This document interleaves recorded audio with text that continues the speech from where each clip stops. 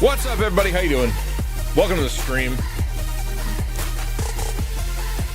Good to see you. It's coffee time. Coffee time. How you doing? What are you drinking? What are you guys drinking? Is it coffee? I hope it's coffee. I freaking love coffee. Wild cherry Pepsi, let's go.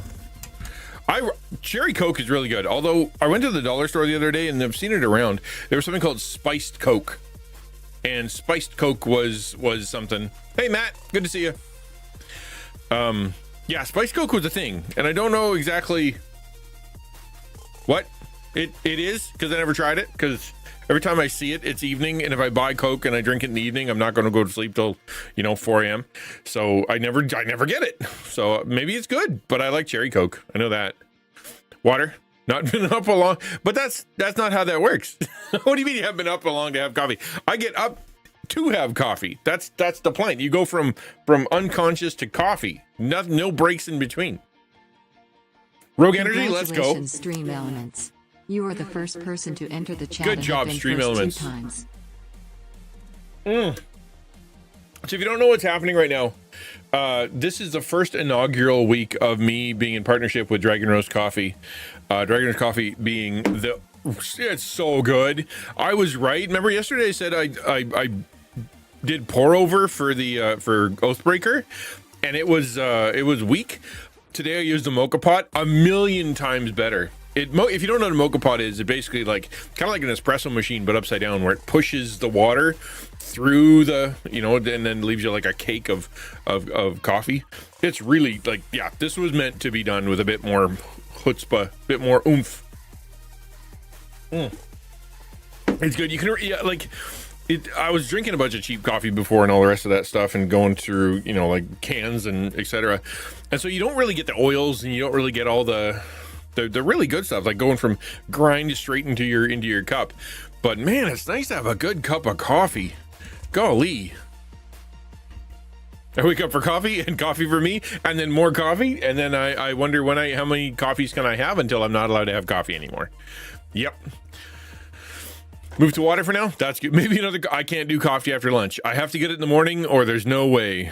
Yeah, dude. So talk about Taco Cat. Yeah, so they sent me a care package. I should show you guys the actual bags because they're really cool. Have you guys seen the bags yet? They're cool. So they sent me this is their mug. Like, you can buy it on their site, and they put Taco Cat on it. It's so, what I think is funny is that I sent them they're like, give me your logos, and so I sent them a logo with me, and like the guy in the corner here, and then the XN logo, like the XtianNinja logo, this one right here, and then they're like, oh, look, a Taco Cat. They put that on there, and I immediately thought, like, oh, that's cool. I hope the taco's okay with it, considering this isn't really a taco, thing, but I'm sure it's fine. Yo, Uptown, how you doing, man? Been a while. Been a minute since I saw Uptown Dog.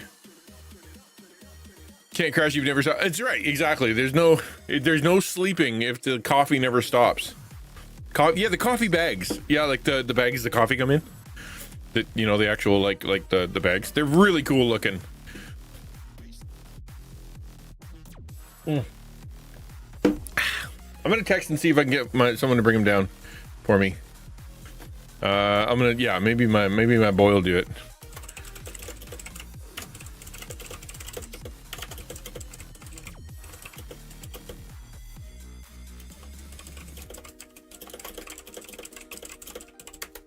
There we go. Should I be offended? Okay, is offended. Why are you offended? Did I do my good job? I did. Man, that's cool. So yeah, today we're going to be talking about content creation goals, planning, calendar, crisis, why it doesn't work, why it does work, how it possibly could work. I started writing this thing out, and it was basically, I'll talk about it in the talk, but basically I went from like, what should I talk about today, to, oh, that's an interesting topic, to how does that apply to me, to, oh wow, I have a talk now. So yeah, no, the Tumblr. Yeah. Well, no, you'd be offended because technically I taco branded the private group, contract I have with Dragon Roast, and therefore you can be mad because I'm something Taco Cat. I don't know. How do you be mad at that? How are you mad at? Why would you be mad at Taco Cat? You can't. It's not allowed. But Hoagie Diner, that's tasty. It's called Oathbreaker. That one's called Oathbreaker, and it's a dark roast. I didn't realize I knew there was a difference between the medium roast and the dark roast, but like between the Rogue and the Oathbreaker, it is two different drinks, completely different. Anyway, that's enough of that. How was your Monday? How was your life? Uptown Dog, what have you been doing with yourself, man? Good gravy. Good to see you, Beardsley. Hello, Jones. Glad you're here. Hey, Supersonic Saved by Grace. Good to see you. Hi, Ferric. Hail and well met to you as well. Ukulele, thank you for being here. And of course, Samus, the amazing Samus, thank you. Blanco, good to see you. Man, it's nice to have you guys in chat. It's weird. Once you start talking about goals and kind of praying about and thinking about and talking about, what you want to do for the future. If you've been through some stuff, all of a sudden it's like, I don't know if I should do that. What if I disappoint myself? And then the other side of it is, should I even tell anybody? And so I've decided to do something that I normally tell people not to do. And that is to talk about what I'm hoping to do rather than something I've already done. Right? That's the plan.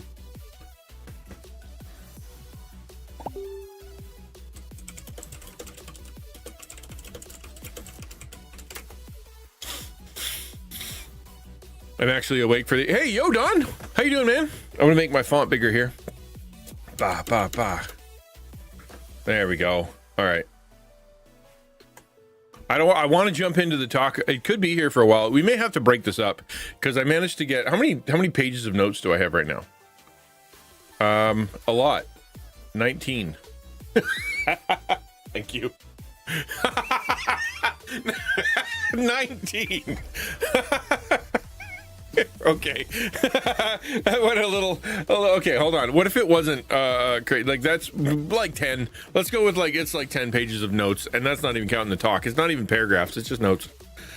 Wife's teacher got classes canceled today. Me has work from home. I love that. Dude, I'm a big fan of the working from home. I don't know if I'd be able to do a normal job anymore. Honestly. I really don't. I've done this homework thing for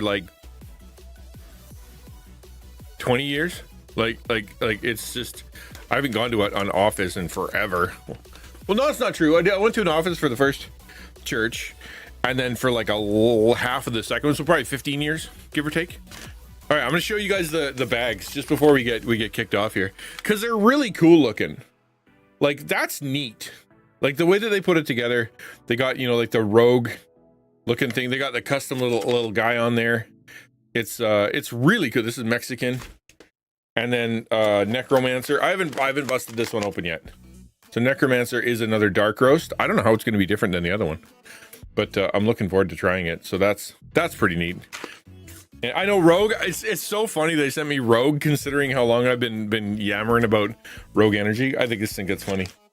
And then they sent me this, and I think it's really cool. Notice how it says "Made with Love" for XtianNinja. It's my own little package with my own little name on it. It's called Oathbreaker. It's very good. I like all three.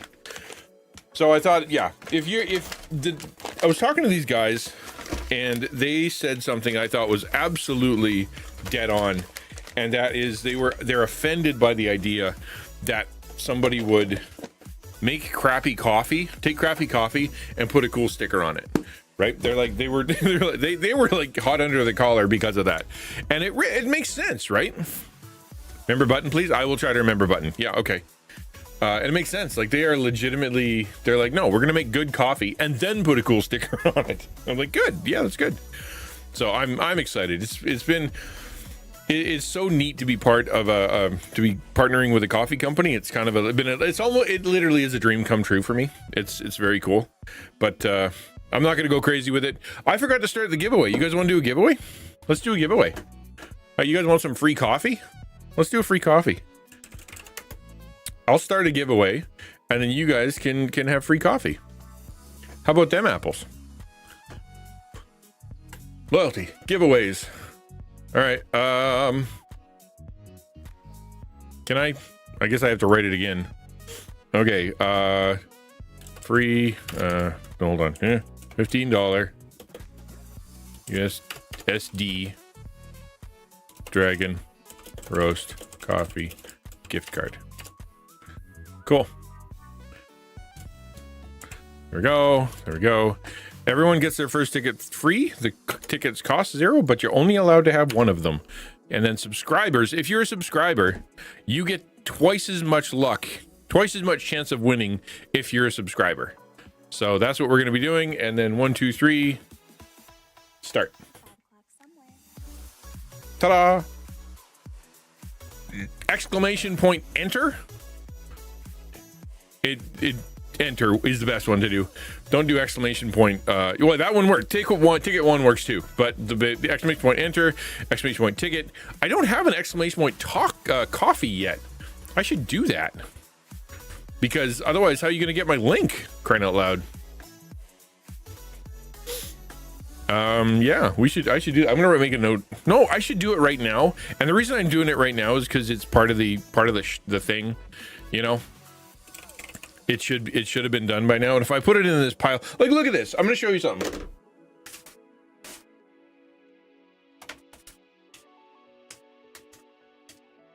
These are the Post-it notes that I haven't dealt with yet. Like, that's, if it goes in this pile, I will never do it. So we'll just do it right now, because that way we can be sure. Oh yeah. Yeah. Okay, here we go. Go to chatbot and then go to timers and then go to coffee. Probably should do, yeah, I'll do a coffee. Add new timer.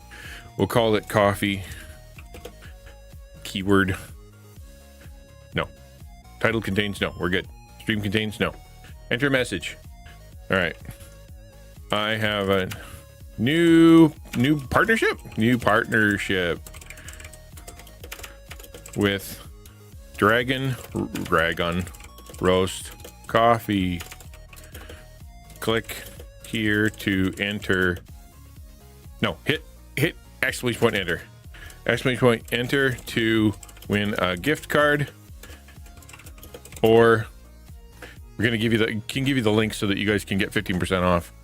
It's actually a stellar deal. I was actually able to negotiate that with them. I feel really smart and really, like, officially awesome. Hey, Eunice Eat Corn, good to see you. Give me just a sec.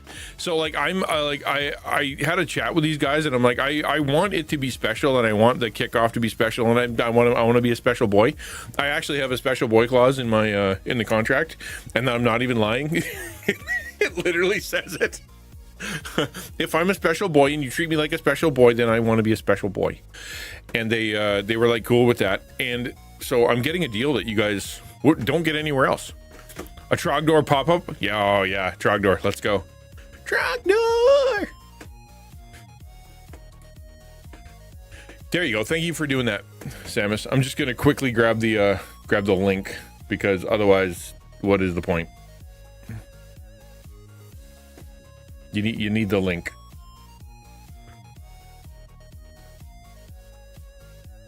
Where are we going? Okay. Whoop. Nope. We're not going to it. Ooh, there it is. Or use this link to get 15% off. Actually, you should do both. If you win, and yesterday's winner, Zach, I hope he used my code, and then I hope he got 15% off, and then he used his card. I don't know if he's smart enough to do that, or if I would explain that properly. I should have explained it properly. All right, we'll do this every 15 minutes. Okay, let's go. Activate timer. Cool.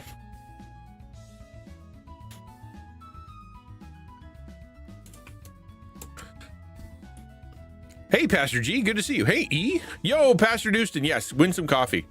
We're gonna do one more thing. I'm just gonna make a chat command, and then we're good. Custom commands, new command. Say this. Command name coffee. All right. And then good, activate command. Done. Cool. Thank you for the follow. Okay, that's it. I apologize for doing that on stream. I shouldn't have done it on stream, but I knew I needed to do it quickly. That's just the way it is. It had to be done. Yeah, there you go. See?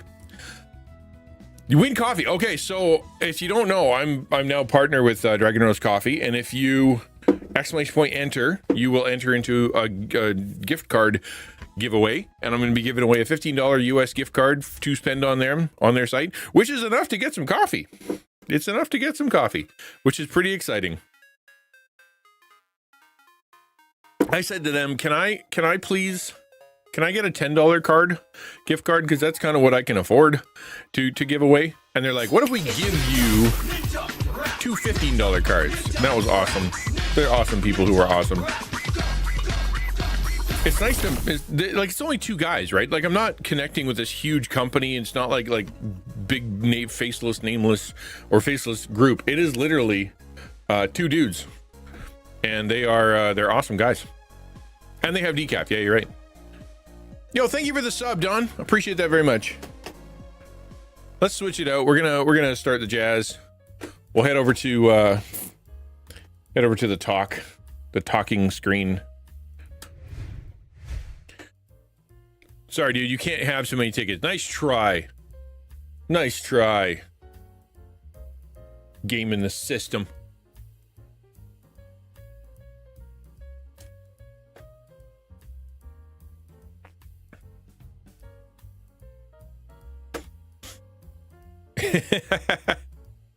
They started last year. No, they've been going for. Oh, I don't know if they started decaf last year, but I know that they've been around for a few years. One was a game developer. Beardsley needs his coffee. That's right. Listen, I'm just gonna make sure I type that 2 or 3 times to make it happen. We all do it. Like, when you save a game in your game, do you ever only hit it once? No. If you have a video, do you ever just hit save once? No. Like, you hit save 2-3 times. Make sure that sucker is saved. I don't care what it takes, and then you can turn it off. Right?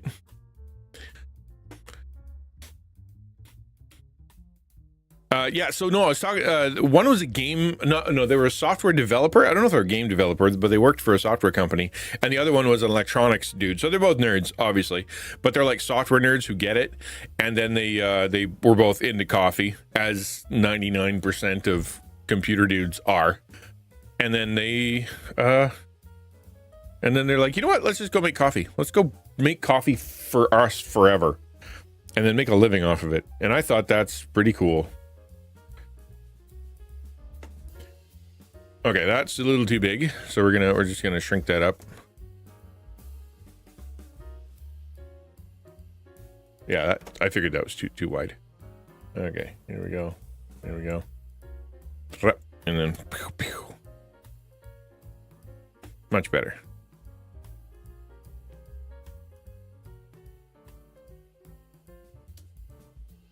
Yep, we're good now. She said lunch, and guess what's next? Coffee? Let's go. Sorry, that's really tasty. You know what's funny is I just remembered now that Pastor G did it, that I actually have a coffee emote with like musical notes and a heart on it. It's meant to be coffee as in KOFI, the actual like group, you know, the funding site, but that kind of totally works. So yeah, we're gonna have to make we got to make a Nikki emote, and then we got to make an emote for these guys.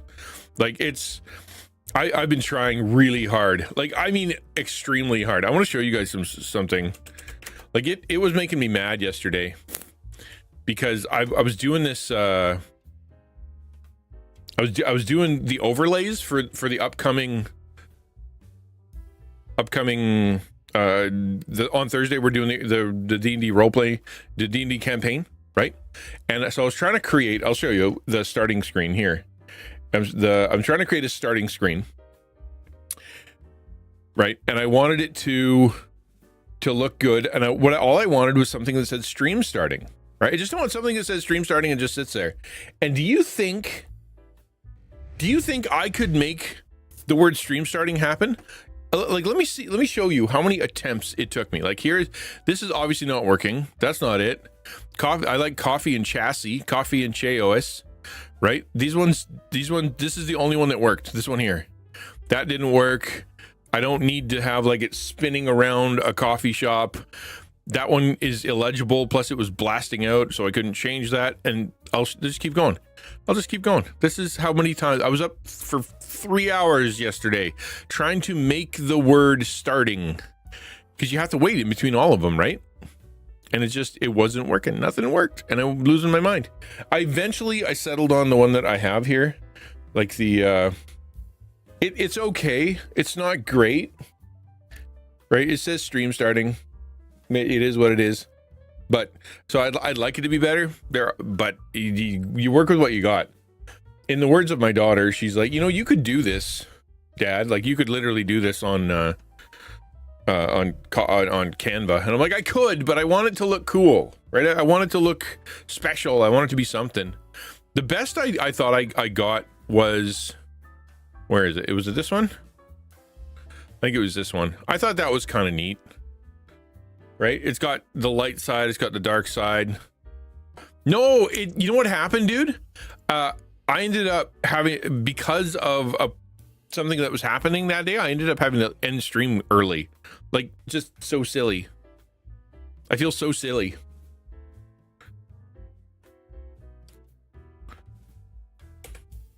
What was another one that turned out really good? I kind of like this one. Like, it's kind of neat. Right? Like, it's got a little breeze, got a little starting soon. It's just not very D&D-ish. Like, it's not what I was looking for.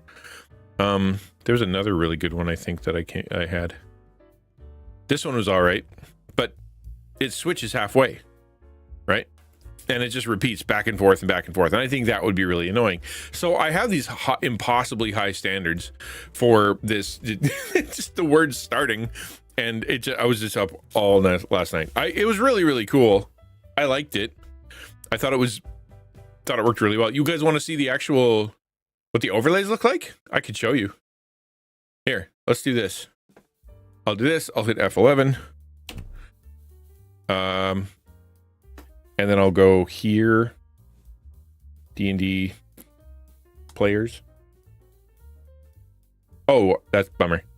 Okay, well, that's kind of what it's going to look like. So we're gonna have the players on this side. We're gonna have the game in the middle, chat. We're gonna have the roles on the bottom, etc., etc. I worked hard on this last night. I came out of the basement. It was like 10 p.m. So I was in here I ended stream.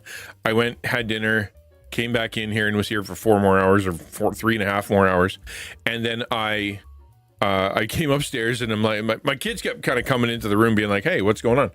And I came upstairs, and all of a sudden, hey, gamer night, on the YouTubes. And my daughter looked at me and said, Dad, you look rough, man. Are you okay? Because I was just bagged and frustrated, and it wasn't working great. And I wanted to make sure it's done by Thursday, and I wanted to look awesome, because I really want to honor the people that are doing it, like the actual participants that are in the party, and I want to make sure I honor you guys by putting out a good product, and I want to honor the Dragon Roast Coffee, because they're sponsoring the dang thing. And so I'm like, I have this pressure to kind of make it good, and it wasn't being perfect, and I wanted it perfect, and it wasn't being perfect, and that's okay. But I think it's going to be all right. I think I got a good setup for what it's actually gonna do, how it's practically gonna work out. And I'll try to do some fun stuff. I got a custom chat, I got custom backgrounds, I got custom frames. I don't know, what else do you want? I wanted to make the logo into something I wanted to make the logo into something animated. Let me show you what that looks like, because it turned out bad. See if I can find it. It turned out rough, man. I was trying to use Sora to turn their logo into it did not work. Not at all.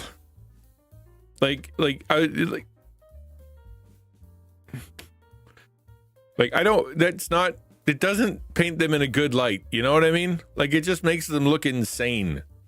It's, it's not right. That one, I'm like, no. This one's a little better, but also like I can't really use it. It's insane. Like I really like the adorableness of it. Oh, there's worse. It gets worse. Where are they? Oh, I didn't delete them, did I? No. Did I? Aw. Did I really get rid of them? They were literally bonkers.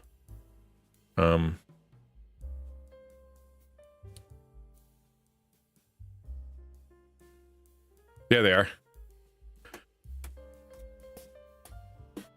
Like, it's is there a ninja? Yes. Is there a dragon? Yes. Is there coffee? Yes. Kind of adorable. Yeah, the ninja is very upset. I think the dragon may be taking his coffee because he's going to kill that dragon. There's no question about that.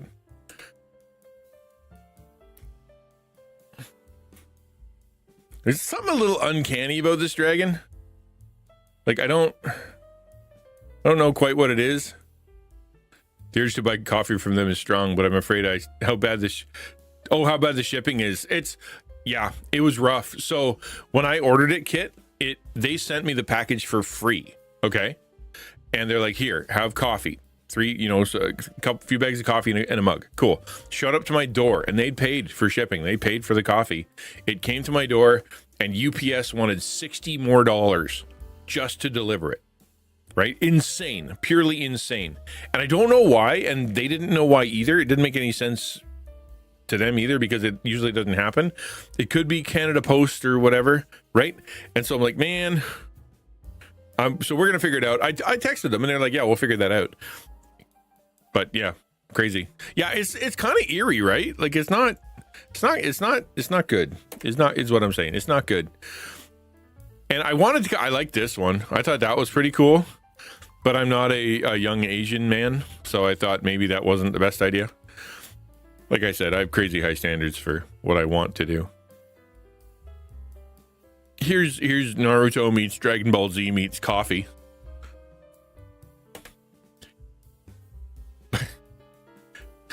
Old guy with gray beard. Yeah, this did not work out either. I don't know why we have this. It does. So 15% this week will offset will offset a lot of the shipping cost. Yeah, easier than rocket science. Well, rocket science feels like it's more straightforward. Although, didn't Musk's just explode? Like, didn't that just happen recently? There's more rodent. Maybe that's it, Jones. Is that it looks more like a rodent? I think that might be it. Chernobyl the dragon.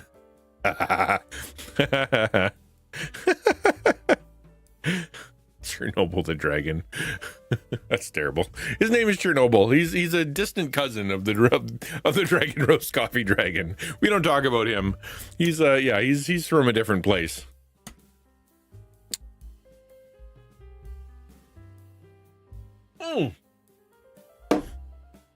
Okay. SpaceX ship. Oh, the ship exploded, not the rocket. Yeah, I wasn't really paying attention. Like Gizmo to Gremlin. Yes. Yeah, very much so. Yeah, no, that's exactly right. It's just a little off, a little creepier. Too close to the radioactive volcano. Is like pre-Godzilla. That's the issue. It's like a baby Godzilla. Ew, yeah, it was quite an explosion. Price Basic isn't particularly good at what they do, mainly down to cutting. No, I disagree, Kit. I think it's exactly the opposite, is that they actually are pretty good at what they're doing because they're not cutting costs in the way that a government agency would. Obviously, you don't want to spend all your money, but experiments are experiments. It happens, man. The fact that it's happening live and on the internet is just new. Like, I'm sure that there were a lot of things that they blew up before they went to the moon, but they didn't have YouTube to show everybody. SpaceX taking up the mantle, and which is cool. I've said it before. I'm not a space guy. I've never been a space guy. I think we have plenty on Earth that we haven't discovered yet, particularly under the ocean, or particularly in the jungles and under, like, they're still finding things that they didn't know about. And so like I'm like space meh. But I get it. Some people like it. I'm glad they do. I'm glad there are people out there that actually care about going to space, because I'm not one of them. Their whole plan for space tourism is monumentally stupid and short-sighted. Au contraire, space tourism is how you fund missions to Mars. I mean, it is what it is. Well, it's ironic for a Trekkie to say, but again, like, that's more cultural, right? That's cultural sci-fi, and I just, yeah, I guess I would go to space in the Enterprise to go visit other planets, because I know it's relatively safe, but you ain't gonna get me in a rocket. And yeah, space tourism, that makes sense. People go everywhere for tourists. They want to go into the ocean. They want to go see the Titanic. They want to go to the top of Mount Everest. They want to go to the tallest building in the world. They want to go to the lowest point in the world. They want to swim in the Dead Sea. They want to go to the middle of the jungle. They want to go get wrapped up in a piranha. They want to go to Australia, to the outback, and, you know, get pounded on by kangaroos. Like, they want to go to these extreme places. And because that's kind of what some people want to do, and space is just another one of them, you know. That's their powdered sugar, but they're kicking butt in commercial flights, which is bread and butter. Yeah, remember the Concorde? I think that Concorde was the first or only supersonic commercial flight, right? I know they stopped doing it. Push for Mars, just resources, is what has spurned exploration since the beginning of time. Resources. I mean, that's it, right? I don't know if there's anything on Mars. I mean, like I said, I don't know nothing. Maybe there's something up there. Maybe Elon went and found something. You know, he's just like, yeah, I think they found something up there, and he wants it first. Maybe. I don't know.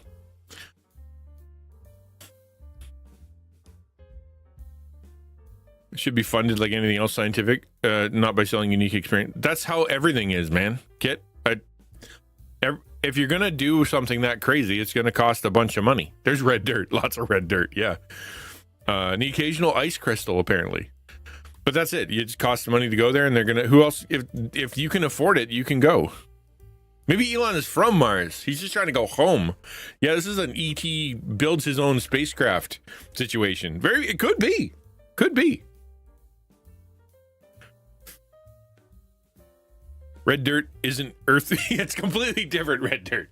Yeah, we're not talking. Yeah, it's not. It's totally different red dirt. Okay, I'm gonna pray, and then we're gonna jump into the talk. Feel free to interrupt along the way, but I think it's an important talk for us. It's something that a lot of people don't want to talk about, and so I kind of want to cover it. God, thank you for the day. Thank you for stream. Thank you for the community. Thank you for Twitch. Thank you for explorers and for scientists and people that experiment, for those who can actually afford to do so and are willing to share. Thank you that we know that walking with you, no matter how much we have and no matter how much we want, you know, and it doesn't matter as long as we're connected to you and we're able to walk in your light, knowing that we are saved, knowing that we'll be with you forever. Those are all better.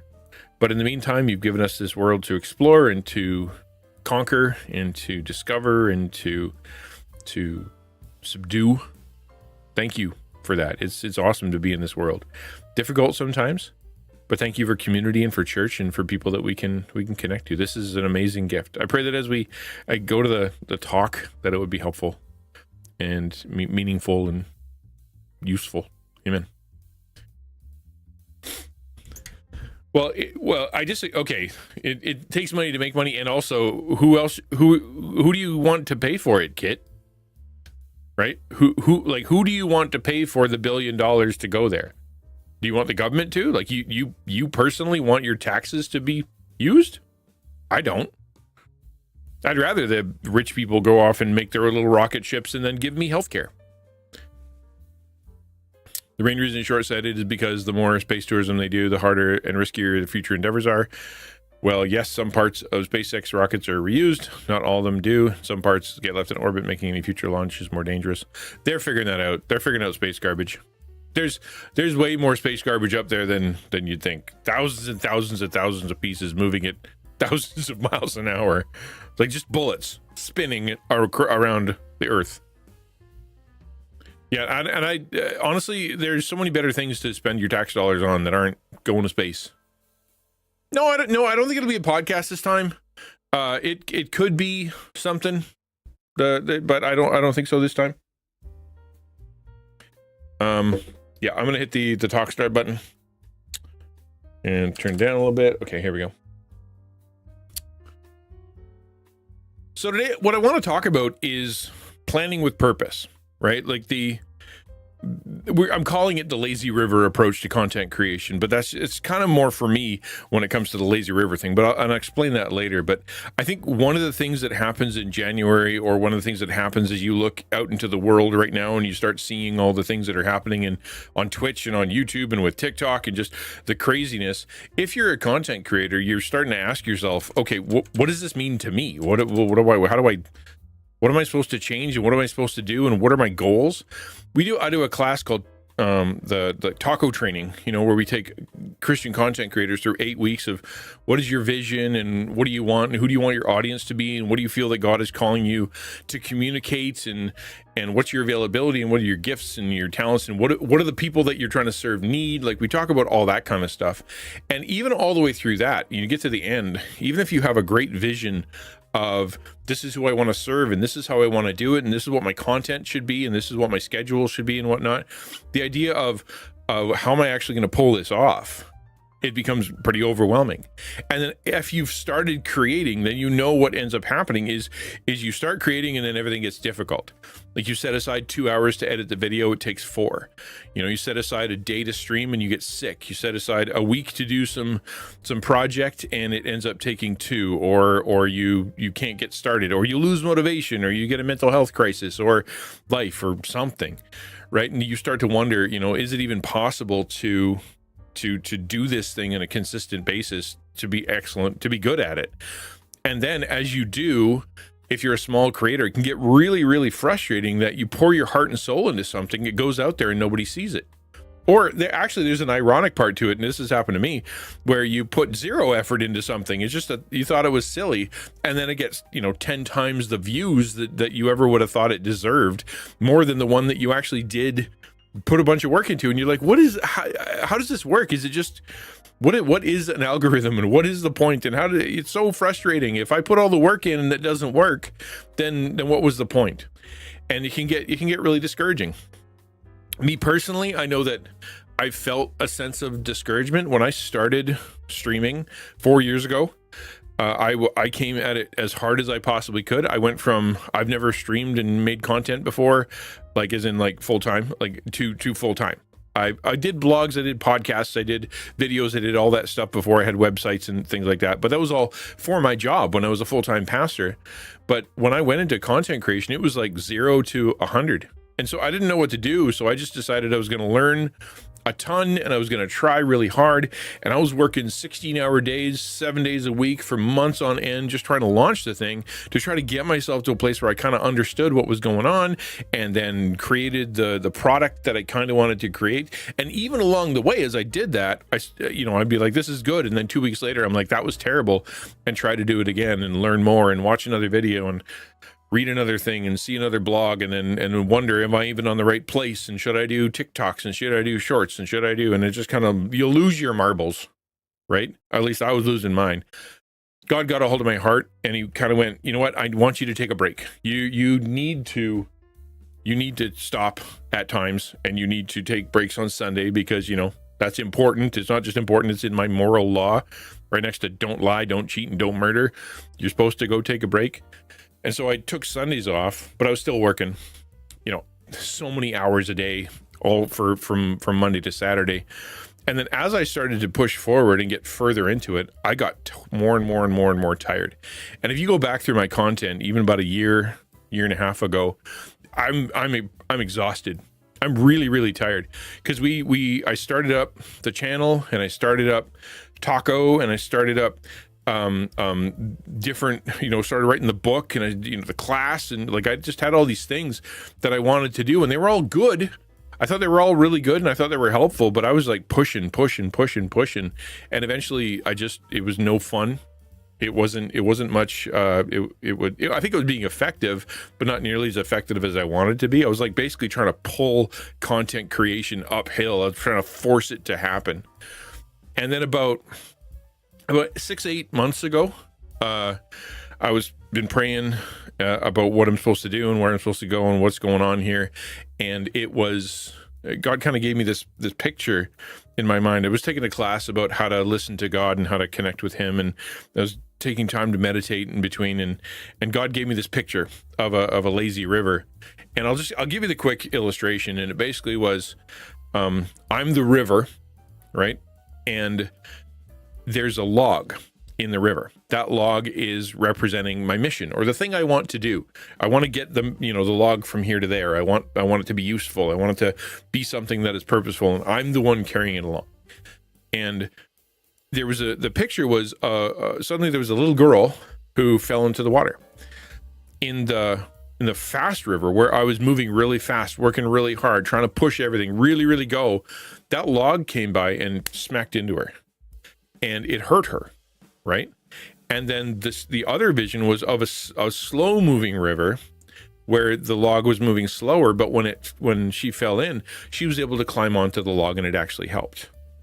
And it was a sort of a stark moment of realization that it is possible that if I try really, really, really, really, really, really hard and I push and push and push and push, it's possible that the thing I'm trying to do to help people, serve people, love people, obey God, all that stuff is actually going to hurt someone.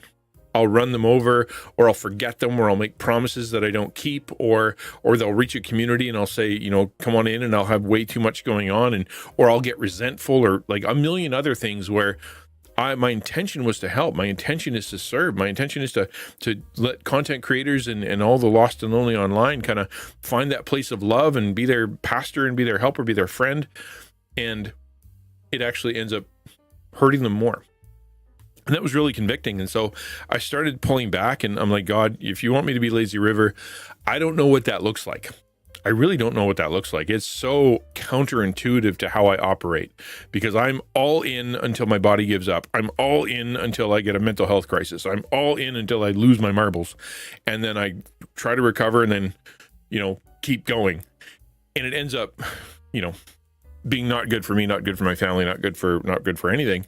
And behind the scenes, if you guys are looking, right, you guys are going to know that maybe the content isn't that great, or I look really tired all the time. And that's why. So I was thinking about, as I entered into 2025, I'm like, all right, so what am I supposed to do here? What are my goals? Well, at the very beginning, I think everybody's goal, if you're a streamer, and maybe not everybody, but I think it comes to mind, is that idea. I want to be a partner. Right? I want to be a partner. I want to be successful. I want to serve more people. I want Taco to grow. I want to reach 1,000 on YouTube kind of thing. I've got these ideas, but as soon as it pops into my mind, I get exhausted. I'm like, man, that's a lot of work. I don't know what to do. And so I make a plan. I've done this for years, make a plan, make a list, make a chart, get a calendar, put it all together, make it really colored, buy some felts and make sure it looks good, have all these things. And then you think it's good and you work really hard on it. And it turns out to be more overwhelming and more, less flexible and more guilt producing than anything else. And then, maybe I'll try another one, do another one. Well, today I'm doing something that I said that I would never do. And that is not that I would never do, but I've said is a bad idea. And that is telling people what you're going to do instead of telling people what you did.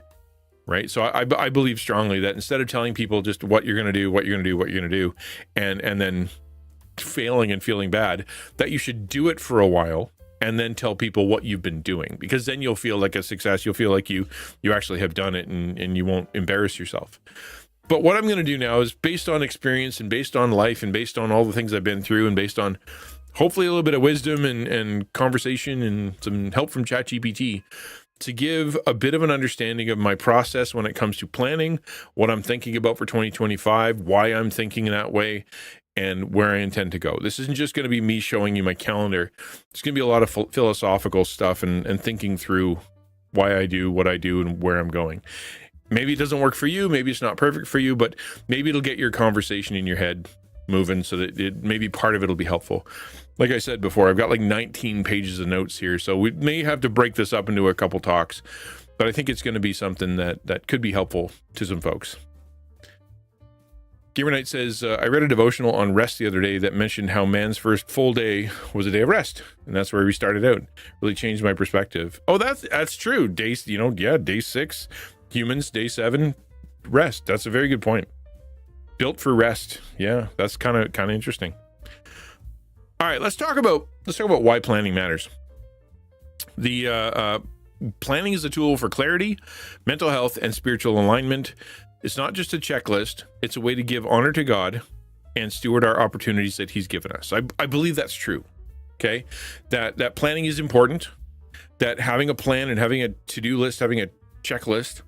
Hey, Psycho Joker, good to see you. Welcome to the stream. I met you the other day. It's not just a good idea, right? But I think it's actually a way to be obedient. It's a way to use our resources properly. It's a way to give ourselves a break. It's a way to give ourselves encouragement. It's a way to kind of chart how far along we are and whatnot. Like, I think planning is important. There are a lot of folks out there who don't plan. We were just having a conversation yesterday with someone in chat that they were saying, they got these ideas. They feel guilty about not doing enough. They want to do more, but there's something stopping them. And they feel a sense of desire to do better, desire to serve more, desire to love more people, desire to help more people, but they just never do it. They just don't get around to it. And I think part of the process for going from, I really wish I could do this, and this seems like a good idea, and I think God wants me to do that, to actually doing it, is part of it's a plan, which sounds obvious, but some people just are afraid of planning, or they don't bother, or they plan like quickly and just kind of go by the seat of their pants, or they make a plan and then they never look back at it ever again, right? And so I think planning matters. Proverbs 16:3 says, commit your work to the Lord and your plans will be established, right? I think you have plans. It is good to have plans. I think it's a godly thing to have plans that you've prayed through it, thought through it, really kind of poured your heart into. Why am I here? What are my gifts? What are my goals? What's my purpose? What are the good things that God has set out in advance for me to do? And then, going, God, you're the motivating force. You're the one who's going to make this happen. You're the one who's going to defend it. You're the one who's going to energize it. You're going to make it better than it was. So I'm going to plan. I'm going to think. I'm going to do what I think. And then God, help me to be able to make sure that, not that you bless my plans because they're mine, but the plans that we've come up together, the plans that I believe that you've given me, help me through it. Planning is biblical. We know multiple stories in the scripture about people who planned and had an idea. And the most famous, I think, is probably Jesus' parable of where he talks about you don't go into war without counting how many soldiers you have to see how many they have in comparison. Otherwise, you're going to get wiped out. You don't go build a building without figuring out if you have enough tools and resources, because building half of a building is going to end up making you a mockery, right? Like, the idea of stepping into something without thinking it through isn't a Christian thing. It's not a faithful thing to just simply go, God will take care of me, and walking into the wilderness and hoping for the best. Planning reduces decision fatigue and anxiety by giving structure to your day. The plan that I'm going to talk about is a daily structure. I think there's seasonal stuff, right? You talk about, what am I going to do this year? What am I going to do this season? What am I going to do this month? What am I going to do this week? What am I going to do today? I think that matters, kind of talking about things in a macro, micro level. Today I'm going to talk about, or maybe if we get around to it, is my week-long schedule, what's going to happen hour to hour.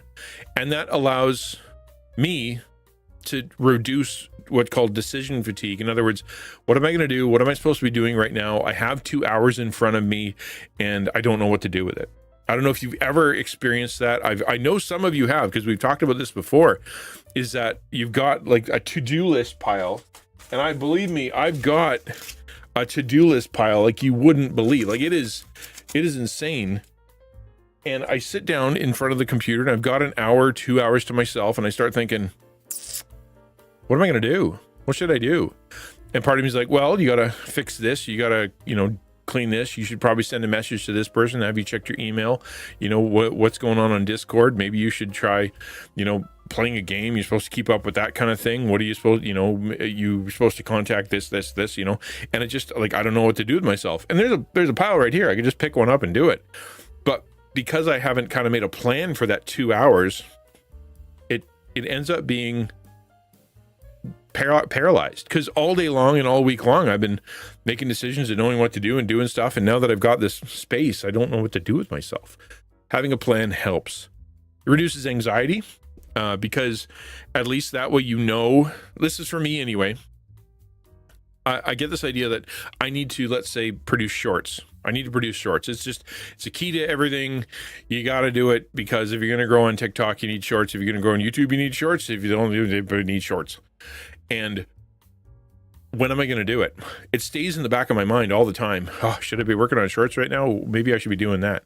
But knowing that this day of the week for this hour is when you're going to work it out, this is when you're going to edit it, and this is when you're going to come up with ideas, it's okay for me to do something else right now, because I have it set aside that I'm going to be doing shorts on these times, and I can think about other stuff right now.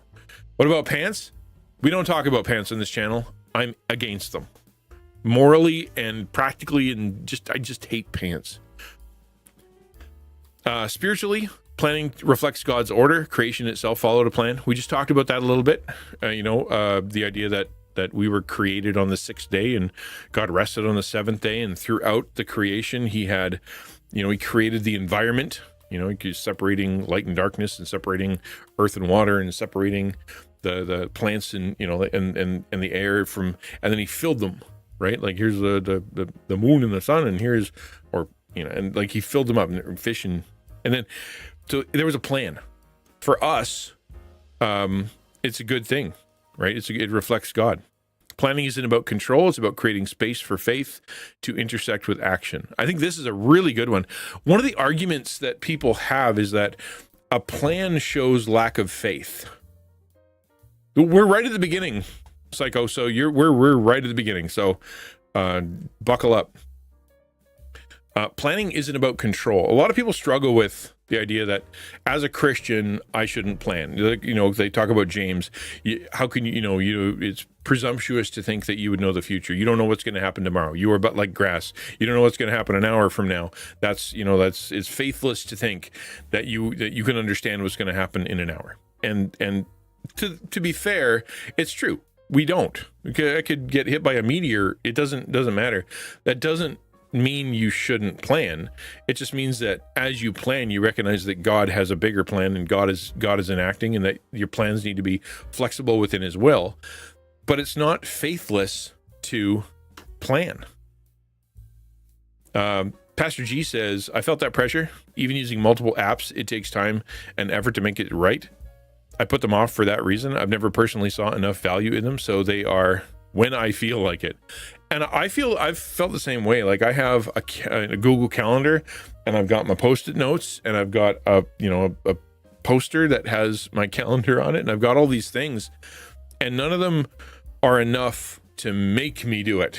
Right? It's having these tools isn't enough. Right? You have to actually have the desire, not only to do the plan, but to recognize that the reason that you came up with the plan is to accomplish the things that God has set out before you for things that you actually want.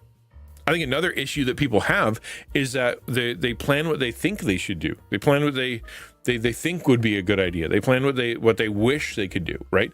I'm going to read 3 hours a week. I'm going to work out, 2 hours a day. I'm going to make sure that I spend all my, I got all these things that I kind of want to do, and you put them into the plan, but you realize that you actually didn't want to do them, and they actually don't match up, and so they end up being more of a guilt trip than they do anything else.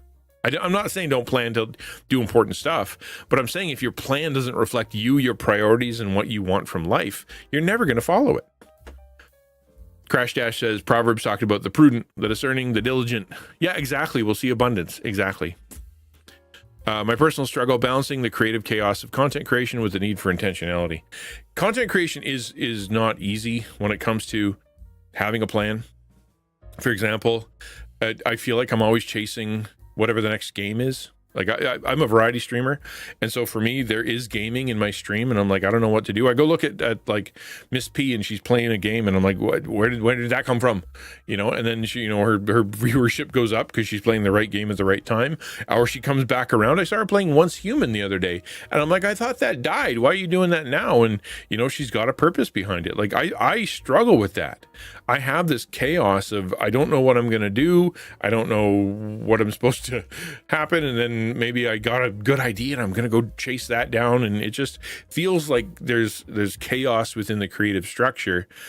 But within that chaos, I need to find intentionality, which if you look at my plan, and we're going to talk about that later, what I've tried to do is create a plan that actually gives room for the chaos, right? Instead of locking it down, you will do this. It's more of a block of time that says, here's where you can do things like, right? This is where this is going to happen, and you can schedule your chaos for that period of time. Does that make sense? Any questions on why planning matters before I jump into the next part? If not, then I can move forward. Okay, cool. Number 2, the problem with thinking calendars solve everything. Calendars and to-do lists are tools, not solutions. Real productivity requires flexibility, grace, and a clear understanding of what truly matters. I just kind of talked about that a bit, is that idea of what truly matters. What matters to you? What matters to God? What matters to your community? What matters to your audience? What matters to the future? What matters to your neighborhood, like your family, things like that. It has to be what really matters, which allows you to use the tools to accomplish it. There's this underlying thought, and like, raise your hand if you've ever thought that if I just make the perfect plan, if I just make a to-do list, if I just make a calendar, if I just buy another day timer, if I just get that piece of software, if I just get my Outlook going right, if I just, whatever, if I go get a personal trainer, or if I go to get a assistant of some kind, or I use AI, that's going to be the thing that'll change everything. I'll feel better. I'll look better. I'll be able to do more stuff. I'll feel more secure. I'll be more successful. It's just a matter of finding the perfect calendar, finding the perfect tool to kick me into going. And the issue isn't me and my motivation. The issue isn't necessarily what's going on. I just need a better calendar. And so if you're like me, and I've done this before, I have made a ton of calendars. Like over the last 4 years, I probably made the perfect calendar probably 10 times.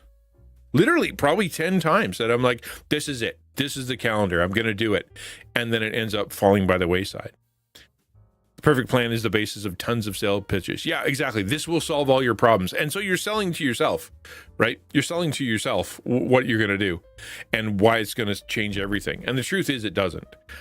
What happens when the plan goes sideways? Life crisis, unexpected events, like your calendar can't possibly take into account everything, right? Like, you're going to have life stuff, you're going to have health stuff, you're going to have things going on that you didn't see coming. You're going to have national crisis. They're going to turn TikTok off for a day, right? You just don't know what's going to happen. And so therefore, if your calendar, your to-do list, the thing that is like this regimented plan, this perfect plan, is affected by outside forces, it's going to throw you off. Oh, I didn't have TikTok turning off for 12 hours in my plan. I didn't have, I got sick in my plan. I didn't have going for lunch or eating or taking a walk or doing devos or whatever the other things that are coming. I didn't have it in my plan. And now I feel like I need to do that. And what am I going to do? It ends up, instead of being a tool, it ends up being something that makes you feel guilty, sad, miserable, frustrated, and that the world is against you. You end up being like, if the world would just conform to my plan, everything would be great, but they're not. And then you can get upset with the world and upset with God and upset with everything. Your family getting in your way. Like, say you have a kid, or say you have a spouse, or say you have a brother or sister, and they get sick. Like, I don't have time for you to be sick. I have things to do in my calendar. I don't have a place to put you. It ends up becoming a problem. The trap of rigid planning, guilt, frustration, and burnout when things don't go perfectly, right? You literally will make yourself miserable when things don't go perfect. We just talked about that. The importance of prioritizing values over tasks. Why do we do what we do? And that's really what this is going to come down to. And we've talked about this a little bit, but instead of it being this locked off block of time where it's like, I will do this. This is exactly what's going to happen to my content in this moment. It is, what's the most important thing to you right now in your life? List your high level priorities, right? It's like time with God, time with family, my personal health, making sure that I feel accomplished in the sense of taking care of my church or taking care of my community, and then making sure that I'm on doing the content, making content of some kind, and then be like, what are your priorities? And then if your calendar reflects those priorities, it's a lot easier to do. Like, why are you doing that? Because if your calendar is simply the perfect plan for you to be able to grow big on YouTube, and you've forgotten family, friends, church, faith, health, you're going to end up just making yourself miserable, and it's going to work against you, and you're not going to make good content anyway. Biblical perspective, God's plan's often different from ours. Crash Dash says God's plan will prevail. Isaiah 55:8-9, like God's thoughts are higher than our thoughts. His ways are higher than our ways. He knows what he's doing. That's why this is all done in connection to him and listening to him and what his priorities are. And that's why you filter all this stuff through the lens of Scripture. Like, what does God want from my life? What are the most important things for him? We know from plenty of stories in the Bible what happens when someone doesn't bring their plans to God, or someone doesn't spend time asking, what did God create me for? Mary and Martha is the ultimate story. You know what I mean? It's the ultimate story of someone who is doing good things. You got Martha running around and trying to serve Jesus and trying to help and cleaning up and making sure things are good. And Mary sitting on her duff, sitting there in front of Jesus, just doing nothing, just looking at Jesus, listening to what he says. And Mary's losing her marbles. Like, why isn't she up? You should be, Jesus, you should be yelling at her to come help me. And Jesus turns it around and goes, no. Right? She's actually picked a better thing. The plan right now, God's plan right now, Jesus's plan, looking you in the dead in the eye right now, is not for you to be doing stuff. It is for you to be sitting here listening. That's my plan. And it goes against all of Mary's instincts and all the things that she's grown up to do and all the things that she's wanted to do and all the things she thinks is right. It doesn't make sense. And so if you so the plan, like this is one of the, under the section here, thinking calendars solve everything. If you really do lock into this plan and it becomes your idol, right? When God tries to inject differences and inject new priorities or bring something around that you didn't expect coming, you're going to push God out of the way and go, nope, that's not part of my plan, right? Are we okay with having a flexible schedule, a flexible life? Or are we thinking that the calendar must be obeyed? Some people do. Some people struggle with even having a calendar. Some people struggle with the fact that the calendar is going to solve all my problems, and the world better bend to me. God should too. Otherwise, I'm just going to get mad. Joker says, we just talked about that in Bible study on Saturday. Our first ministry is family, then church, then everything else. Right, yes. Concentric circles. Last personal example, times when sticking to a rigid plan hurt more than helped.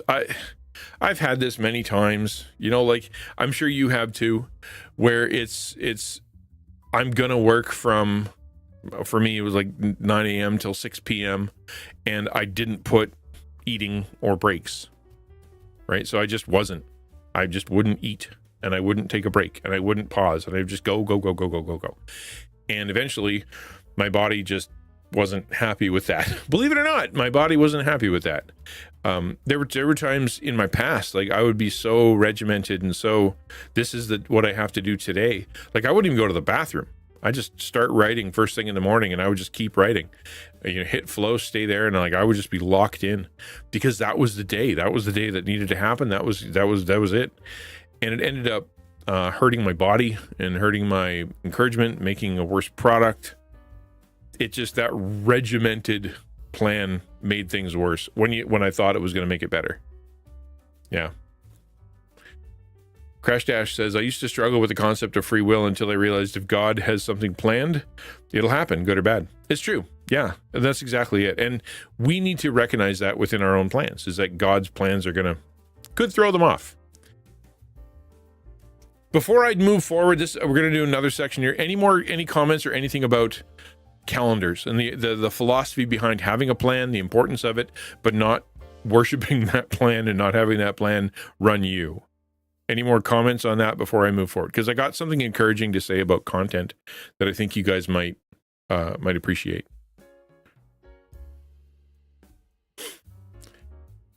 I'll give you a second. I'll take a drink.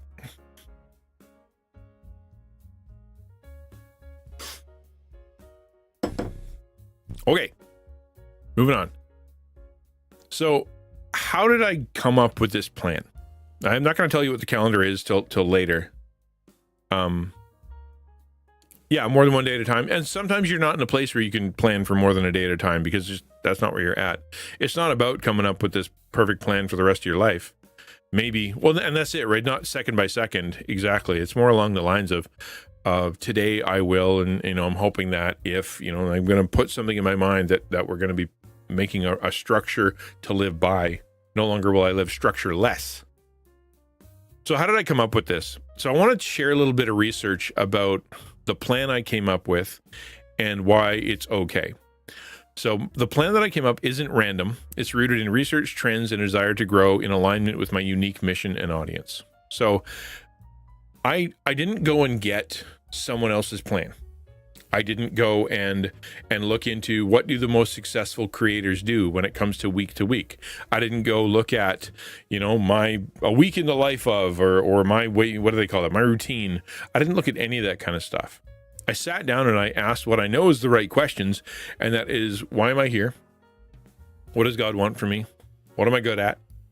And what's the best way to go about this? And so I started doing research into how can I accomplish what I believe God wants me to accomplish, right? Well, I started talking with, I'm chatting with ChatGPT. I had a specialized GPT that was designed to understand trends. And so current events, current trends, going through news and all the rest of that stuff, not just like your general GPT. And I started talking about me. This is who I am, and this is what I do, and this is my plan. I had to look up stuff online and who I was and all my biography and all my content and my mission, my goals, and taco and all of it, so that it grasped what I was about. And then I started talking about content. This is what I make, and this is what I want to make, and these are the goals that I have. I want to become partner. I want to become 1,000 on YouTube. I want to be able to grow in shorts and produce consistently, but not burn myself out. And this is what I want to do. And it spit out a bunch of answers. It's like, well, do this. And I'm like, I don't think I want to, simply like, 'cause a bunch of Christian, you should talk about Christian stuff and do Christian stuff. I'm like, no, that's not what I'm looking for. I want you to tell me why it's okay, or is it okay for me to do things that I believe God wants me to do, talking about the subjects that God wants me to talk about, and still accomplish this? Or is that impossible?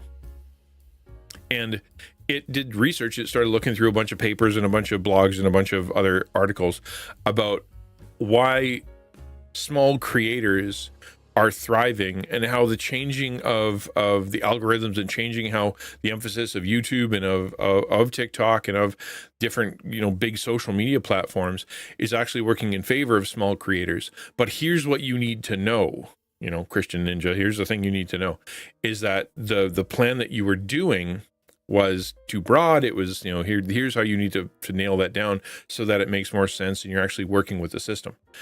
So, encouragement to you, if you're a small creator, and if you are a small creator of any size and you do put things on in shorts or video or podcast or blog or digital art, put an emote in chat so that I can see how many content creators we have listening right now.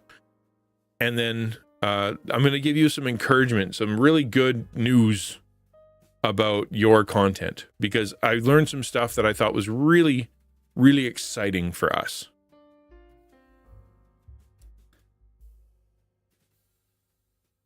the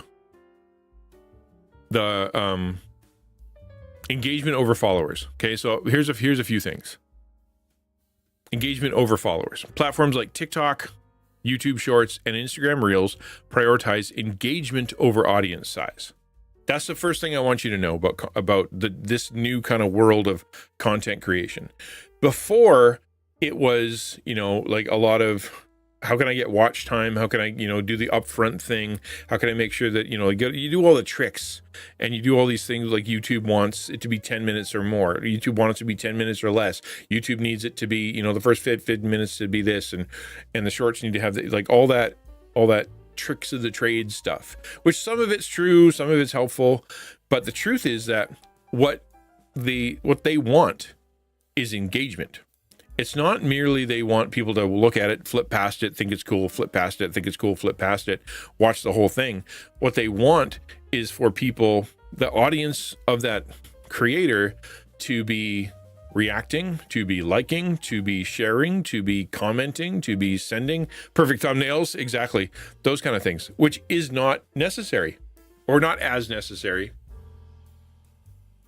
for growth. Yes, you can have a terrible thumbnail. You do got to play the game a little bit, but the encouragement is that the audience that you love, and for me, that's Christian content creators and the lost and lonely online that are looking for community that will show them that, like God loves them, that some pastors are actually not too bad, that being a nerd is okay, that being a Christian nerd is okay, that them being a Christian content creator, and there is someone out there that will show them some love and believe in them and encourage them, like that niche audience that instead of being, you look for reaction comments.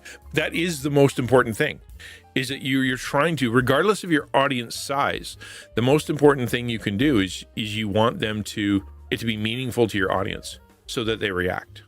You want it to be something that they actually care about, which is something that you care about, which means you're talking about things that matter to you, which is going to connect with your audience. Instead of chasing trends, instead of chasing what's popular, instead of what's the newest hashtag, instead of all that, it's what are the people that I want to talk to talking about?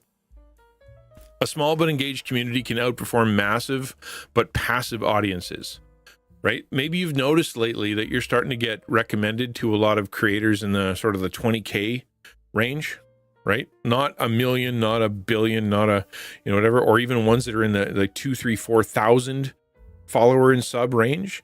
It's because the algorithms are trying to work through engagement, and those videos that you're being suggested, people are commenting on, people are looking at, people are starting to connect to way more than they are with some Jimmy Fallon thing, or way more than they're doing with some big meme thing. They want real, true engagement. And if you look at, we're going to talk about this a little bit later, but if you look at brands, they would much rather have a connection to an engaged, conversational audience that is actually talking than one that is just kind of throwing up memes and throwing up, first and here's a link and here's a whatever that gets 1 million views, because they know that person, the one who's that really connected their audience, even if it's only an audience of, a smaller one, that they're more likely to convert to sales because the person actually has a relationship.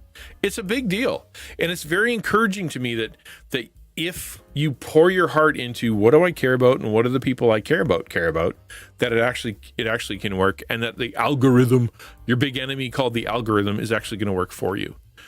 For example, short form content allows creators to reach thousands regardless of follower count, right? It's set up right now for the success, a little bit more better for the success of smaller creators. So that's an encouraging thought. Niche focus is key. Today's algorithms favor creators who serve specific audiences. And this is a huge part of the class. Okay. Yeah. Be concise. That's a big one too. I mean, because you want to respect your audience. Exactly. Crash Dash. But like this is a big part of the class, is asking the question, right? Who is your audience? Who's your specific audience? So many people that come into the class have the same thing. I just want to create a safe environment for people on the internet so that they can know that they're loved by God. I'm like, that's everybody. You just said planet Earth. That, okay, who are you trying to actually reach? Well, it's, people that are having a hard time, or people that are feel lonely. Okay, that's a bit smaller, but that's still millions of people. Who are you trying to reach? And the answer usually is, not always, but usually is, you're trying to reach yourself. You're trying to reach the person you were before, or the person you're trying to become. And whatever that is your specific audience. And that's who you're talking to, and that's who you're serving, and that's who you're creating for. The ones who you actually care about, and the ones that care about things you care about, and are going the direction you're going, and can help you, and you can help each other. And that, the algorithm favors that. Instead of being, this is about some big broad topic, it actually really likes it if you can narrow it down. Christian creators are succeeding, including those addressing undeserved needs. Mental health, faith in Gen Z, Christian entrepreneurship. Like, instead of just being, here's a Bible verse, or here's something about Jesus, or here's my testimony, or whatever, it is, I'm going to talk about this thing important to my heart. What my mental health means when it comes to Christian content creation, or my struggles with my faith, or what it's like to be a young person who's out there in college or whatever, and trying to be a Christian out there, or trying to face that, or what it's like to be a gamer and to do it in a moral way, or what it's like to be, like part of a Call of Duty, playing that all day, but is doing it in such a way that I'm doing it morally and maybe missionally or something. Like, it's focused. It's not just a big broad thing, video games and Christians, but this video game, or this topic, or this group, or this special interest group. For example, topics focused like faith-based productivity resonates more than deeply broad Christian themes, right? Faith-based productivity, very, very focused. Authenticity wins. This is another big trend that's happening right now. Polished, overproduced content is out. Relatable, behind-the-scene moments are in. That basically means people, okay, if you remember, if you were watching YouTube a while back, it was all people who didn't know what they were doing in their basements, in their room with a webcam, doing silly stuff. That's what, like the Vines came from. That's where all the sort of OG social media video content came from. Podcasts too, that all came from people just who were passionate about it. And then other people kind of caught on to that and started watching. Then when the advertising started happening and YouTube wanted to make more money, or whatever, all the shorts and all these social media companies wanted to make more money, they started to court more professional people. And so that everything became corporate, right? That's where you have all the clips from movies and clips from music videos and comedians and just all these polished professional things. And for a long time, that's what YouTube and all everything sort of became, was hyper celebrity, hyper polished, hyper edited, really kind of perfect content. And it's impossible to compete with, right? And now over the last year and a half or so, probably because of COVID, probably a lot because people are just kind of sick of the polished content, because they are sick of the man, and they're sick of big corporations and big, advertising campaigns and all that jazz. They're just tired of it. Now people are looking for relatable behind the scenes moments.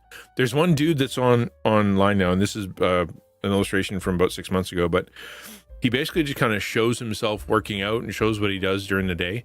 Not well edited, not polished, is way too long. It's like hours, and yet people are tuning in all the time.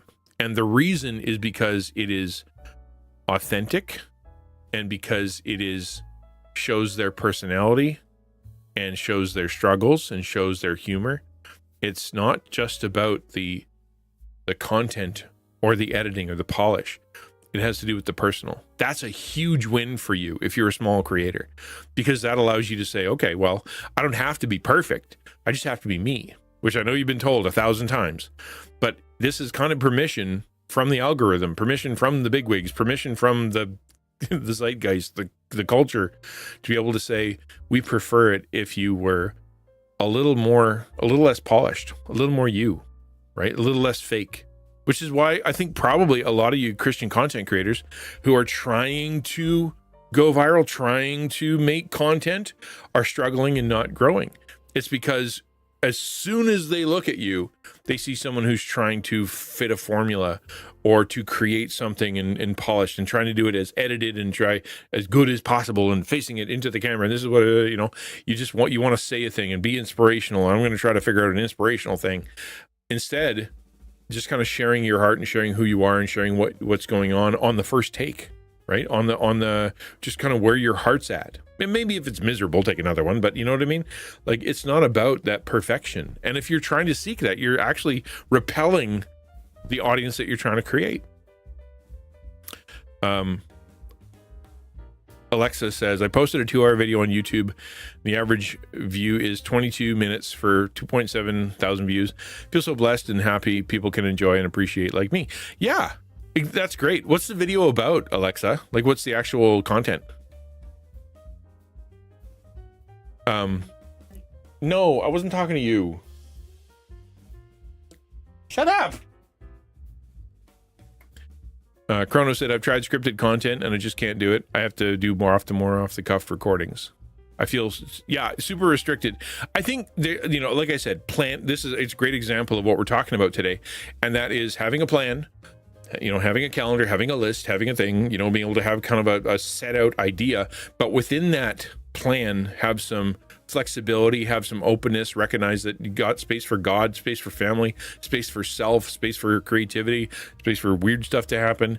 I think in the same way, sort of on a smaller scale, similar to that for your whatever content you're making, whether it be shorts or YouTube or otherwise, just kind of going, I got a plan. I'm a big believer in having a plan. I knew what I was going to do today on stream. I knew kind of where I was going with everything, but I didn't know what I was going to say, and I didn't know when it was going to end, and I was just kind of going off the cuff because what I'm trying to be is authentic within a plan, and I think that's what we're going for. You can call me Elias if you want. Yeah, I do. I have it in here, and it's throwing me off. Joker says, I kind of gave up on chasing views and stuff, but the way Donnie has hyped your classes, can't wait until you hold the next session. It's coming up. We're going to be having probably, I would think, in February. Things are calming down a little bit, so maybe we're going to be able to do February, but the hope is that, it's coming soon. Yeah. Quick note, I can't read half the stuff. I know, I'm sorry. I'm my bad. I'm trying my best to create, but it's really hard to do in shorts when you're working with rectangles. Okay, so share personal stories, struggles, and humor. People follow creators, not content. That's been true forever, that people follow creators, not content. Yes, if you are bored and doom scrolling, you are looking for, like the latest clip from Family Guy or some kind of marble falling down the stairs or someone doing some goofy dance or a comedian. Yeah, a lot of people, if you're doom scrolling or you're bored scrolling or whatever. But when it comes to engaging content, actually people who you're going to pause and kind of go, hey, I want to learn more. I want to figure out what's going on there because it touched my heart. They're going to follow you, not merely what you're saying and what you're doing. They're going to go, oh, I recognize that person as being like me. I recognize that person as being authentic, or they have something to say that I want to hear, or they have an opinion that I oppose, or opinion that I don't understand, or something they're teaching me, or something, like that. They're going to follow you, and then your content doesn't have to be laser focused. For a long time, those old YouTubers, they all did the same thing. It was, they started doing YouTube and they did it because it was passionate, and then they discovered the algorithm, then they discovered advertising, and then it became a job, and then they started playing games that worked, that got views, and they ended up hating themselves, hating their content, hating all of it, and they burnt themselves out, and they gave themselves mental health issues and all kinds of stuff. That's what all happened to all the big creators, kind of all at once, as they all burnt out because they got confused that they were trying to make content instead of actually making, showing themselves as a creator. That people thought they were following them for being a creator. Thank you very much. Appreciate the Prime. Very kind of you. Very, very kind of you. Right? Like, they were like, well, the content gets me attention. Well, they're not following you for the content. They're following you for you. That's why they can watch you play the Happy Wheels for 300 episodes in a row because of you, not because of Happy Wheels. Example, instead of perfect morning routine, show the messy, real version that includes prayer and coffee, or includes whatever, right? It's just like, here's what instead of the morning routine that looks all cool, just kind of go like, here, this is what I do. The authentic, the raw nature of it actually is, according to the research, is going to do you better in the long run. Any comments on that? Why did I share that? Why did I do a whole section on methodology?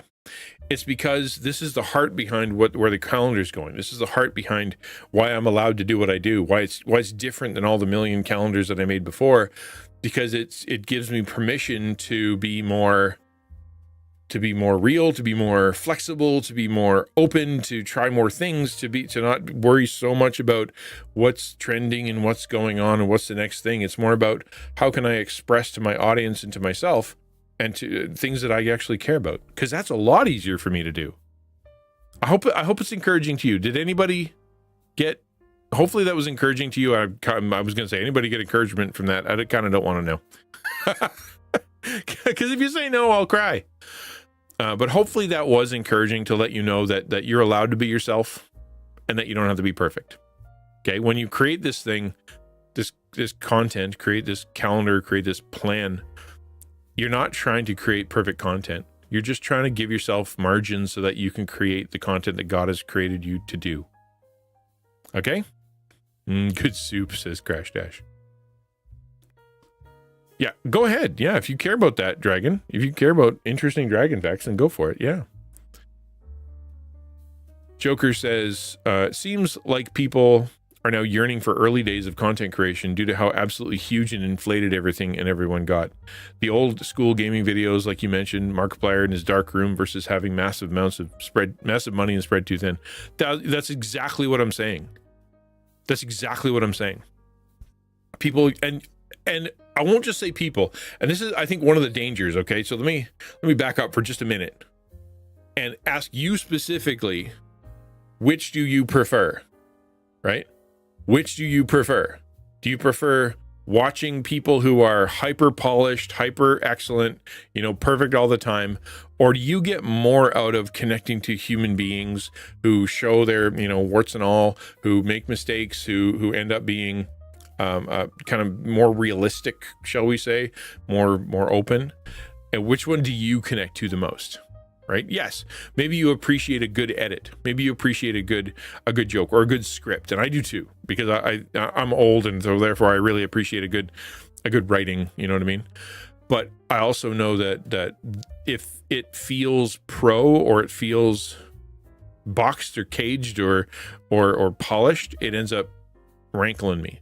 Right? For example, game review. I watch a game review that talks about the game like it's real, like they actually played it, like from a perspective of what a gamer would say, or what they would say with their experience. It's very real. Sometimes there's ums and uhs, but I take a lot more than that than I say with I'm not going to pick a professional company, but you need like a professional review that kind of goes through its points and is cold and has numbers and whatnot. That means so much less to me, especially when you think about like Rotten Tomatoes being their numbers being all skewed and whatnot. You end up not trusting them. I trust that one guy who's kind of sharing his heart far more than I would trust the big corporation who could be paid off by whomever. I love YouTube from 10 years ago. Good editing, but I miss when these guys would show their vulnerable side. Agreed completely. Chrono. Well, if you love learning about Dragon, then yeah, that's great. Because they can't watch game reviews anymore. The big sites are too formulaic. Use too many buzzwords. Rather have just some dudes spouting thoughts. And I completely agree with you, and that's what I'm saying. And those big sites, they shot themselves in the foot. They're afraid, right? Because they've got all these corporate connections, and they get the games for free, and they get, special boxes. And if they offend, I don't know, pick a publishing company, if they offend them, then they might not get that stuff. And so they feel a sense of panic if they're going to give a bad review. But the dude that's just like, I went and bought the thing and I paid $70 for it, and that's why my review's a week late, it's because nobody sent me a free one. And so here's my thoughts. Far more connective to the audience, for sure. Early 2010s YouTube, yeah, for sure. I don't think it's bad to be a big creator any more than it's bad to be a big church. The small churches aren't better. Small creators aren't better. I think it has to do with how authentic they are. You can be authentic and big. And most of the big ones, big people who are really popular, tend to show off their personality, right? Okay. Let's keep going. Yeah, we can go for a little bit more. Maybe we can break this into multiple videos. How about that? Every time you see a number, we'll just add another video, and then we'll come out to the next one. Applying my vision, the lazy river revelation. So I talked about this a little earlier, that lazy river, how I'm the river and my mission is the log, and it's coming down the river, and that the little girl steps into the river, and if I'm rushing too fast, if I, the river, am rushing too fast, the log is going to hurt her. Whereas if it's a lazy river, moving intentionally, moving at a good pace, having that mission move forward, when she falls into the river, it'll be useful to her. That my mission could hurt people if I'm moving too fast. And so therefore I gotta be the lazy river. And it's really hard for me because I try to move fast. I'm a very fast thinker. I'm a very fast worker. I can accomplish a lot with very little amount of time. And I'm glad for that. But it also makes it so that I can, I can just keep going and I can run people over. I don't want to do that. A small community is not a bad thing. Pastor G, right? Exactly. A small community is not a bad thing, right? If you have your 2 or 3 people, 4 or 5 people, whatever, that really care about you and that you care about, and you guys are meeting regularly, that's gold, right? Like, honestly, and I've used this illustration before. What would you rather have? 1,000 people watching that are leaving vapid comments and memes and not paying attention at all, but basically just kind of putting you up in the side, or have 10 people in your stream and they're all active and sharing their heart and they're talking about what's going on in their day and what's going on in their life, and you're able to actually have a conversation with. Which would you prefer? The 1,000 that aren't paying attention or just kind of doing whatever, or the 10 that are actually engaging with your heart, engaging with your interest that you can share your faith with and share your of course you want that one. Every Christian creator is going to go, well, I want the one that is meaningful and changing people's lives and connecting to folks.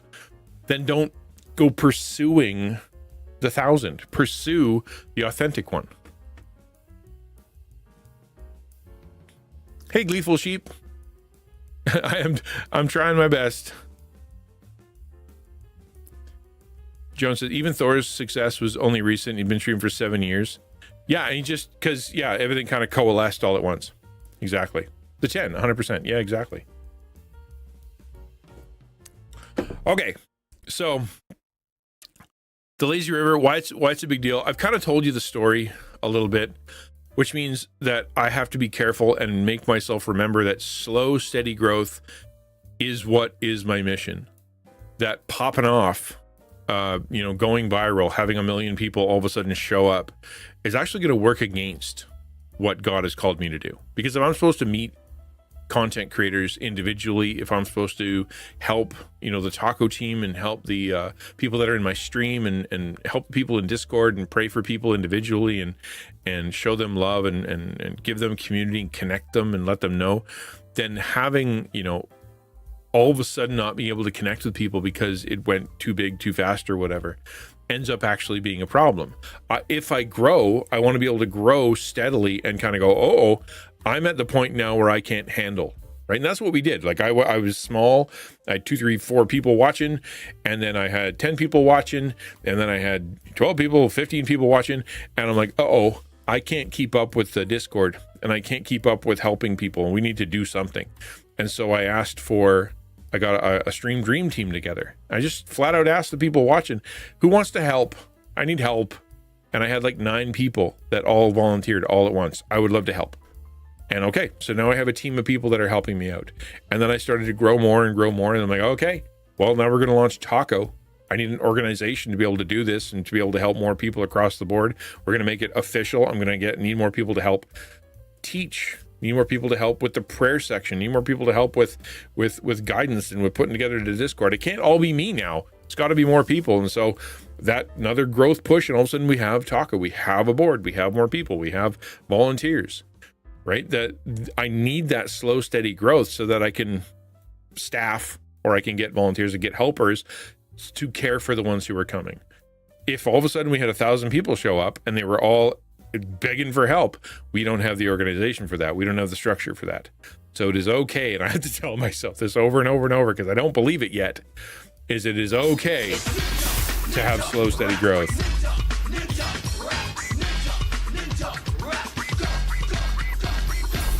I appreciate that, Sheep. Thanks for coming. And thank you very much, G, for the sub. That's very kind of you. So my goal isn't to go viral or work myself into the ground, which I did for the first 16 months.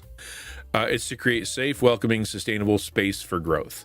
That's what we want. That's what Taco wants to be. That's what I want my channel to be. That's what I want my content to be, is safe, welcoming, sustainable. That way it's growing. And that's going to happen slowly, right? I would love to be partner by December. That'd be great. But that sounds like light speed. But I've also been working at it for 4 years. So it's not really light speed. God's timing. Trusting his plan over my need for speed. And am I okay with that, right? Am I okay if God's plan for me is to not be big, is to not grow quickly? If he has another thing for me, if his plan is, hey, I got you started, I wanted you to encourage a bunch of people, create an organization, and then quit and go do something else. Am I okay with that? Right? It's, I got to trust God's plan over my need for speed, and that God's growth pattern is better. Like, you look how Jesus grew, right? Like he's just like 12 guys, and 3 of them that actually paid attention. And then we go, okay, let's go with that. And that's who he chose. And that's okay. That is okay. Let's talk about goals. Before I jump into goals, does anybody have anything they want to talk about when it comes to that lazy river, that the pace is okay, that being slow is okay, that being intentional is better, that going viral isn't what we're looking for? Say that out loud, man. Say that out loud. I don't need to go viral. I don't need to go viral. I don't need to go viral. And Crash Dash is like Pokemon has an authentic heart. I think that's what Twitch, the best thing about Twitch is that if you're on here and you're able to show yourself and you're able to do it consistently, yeah, you're going to do well. But yeah, like, he kept with the 12 and he kept leaving the crowds. Exactly right. Kept running away from crowds. I don't need to go viral. I don't need to go viral. I don't need to go viral. Keep saying it. It's okay. Number 5, smart but flexible goals for 2025. Okay, I'm going to tell you my goals now. And the reason is not only so I can embarrass myself if I don't accomplish them, because that's part of it. I want to put pressure on myself to do it. But I also want to kind of show you why I'm thinking through with all that we just said. With everything I just said about the importance of having a plan, the importance of having a flexibility in that plan and understanding God's place in it, and the importance of not worshiping the plan, and the importance of knowing that being slow and being intentional and being niche is exactly perfectly fine and it will work. With all that in mind, here's some goals, okay? Yeah, slow and steady, exactly. And I remind myself I wouldn't be able to handle it, right? I wouldn't be able to handle it. If I had a raid of 1,000 people right now, let's say I did, I wouldn't be able to keep up with chat. One of my favorite things in the world is chatting with you guys, talking to people in chat. I wouldn't be able to keep up with it. It'd be gone. That would be gone. What do I do? How do I deal with that? I haven't processed that. I haven't thought that through yet. And so therefore it would be bad if that happened. I would love it for a minute, but it would also kind of be bad. And so is it okay if it goes slow? Yeah, that's the idea. I don't need to go viral, especially with any of the actual real viruses. Yeah. Yes, SMART is an acronym. Okay, let's get into that.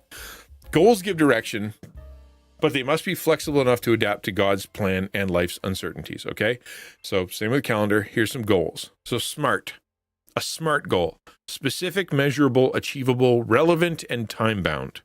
Okay. If you want to have a goal that actually is a goal, this is sort of the way to do it.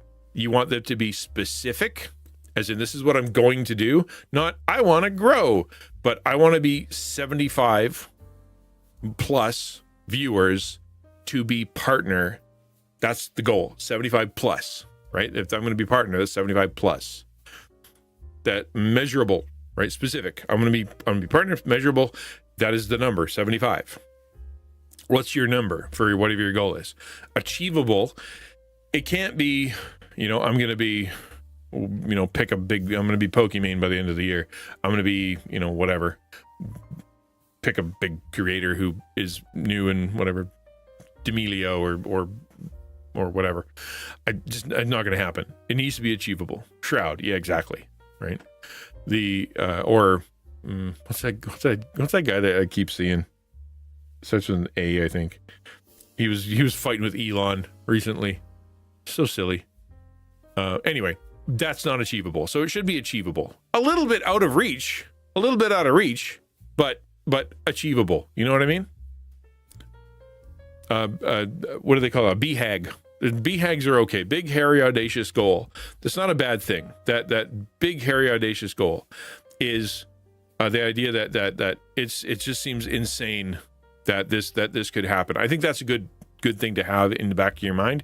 But what are the steps to get there?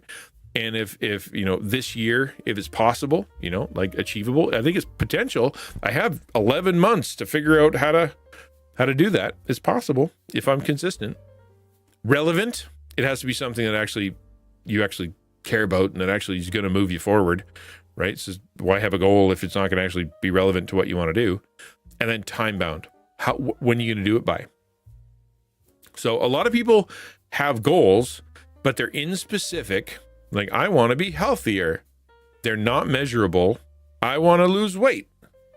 They're not achievable. I'm going to look like a supermodel. They want to be, they're irrelevant, right? It's why do you want to be jacked? Like insanely jacked to be able to lift 500 pounds? Like why? You work at an office? Like, and they're not time bound. At some point, that's not going to help. None of that's going to help. You need to have, the goals need to be smart. Does that make sense? Hopefully that makes sense. So here's my goals. And I hope that they make sense. And I hope you understand these are mine. They're not yours. They don't have to be yours.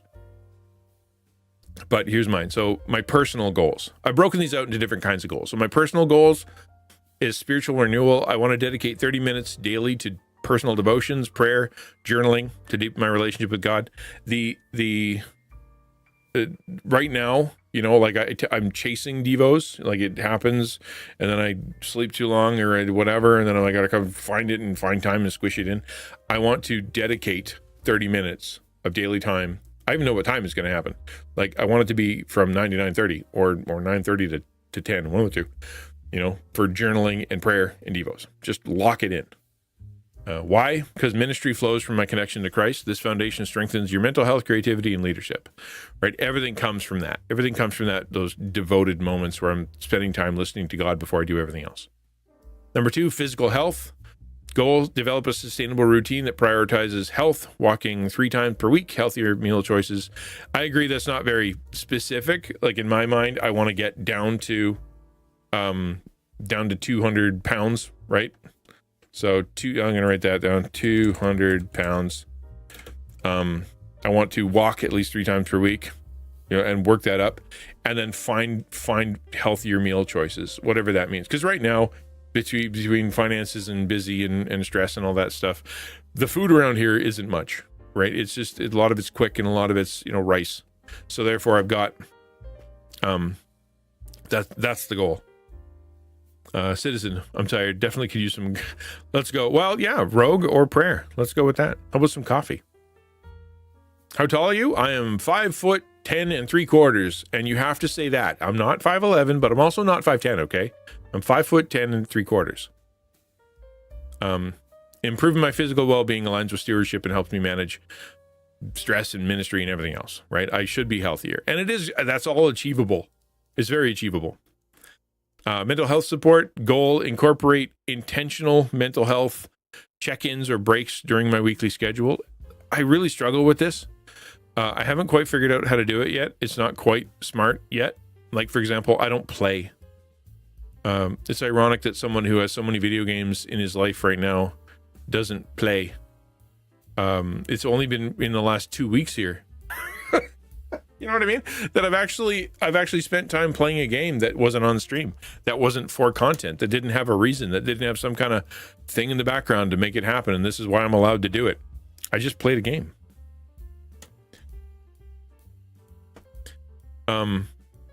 Those are my personal goals. You know, my brain, my body, and my soul. Heart, soul, mind, and body.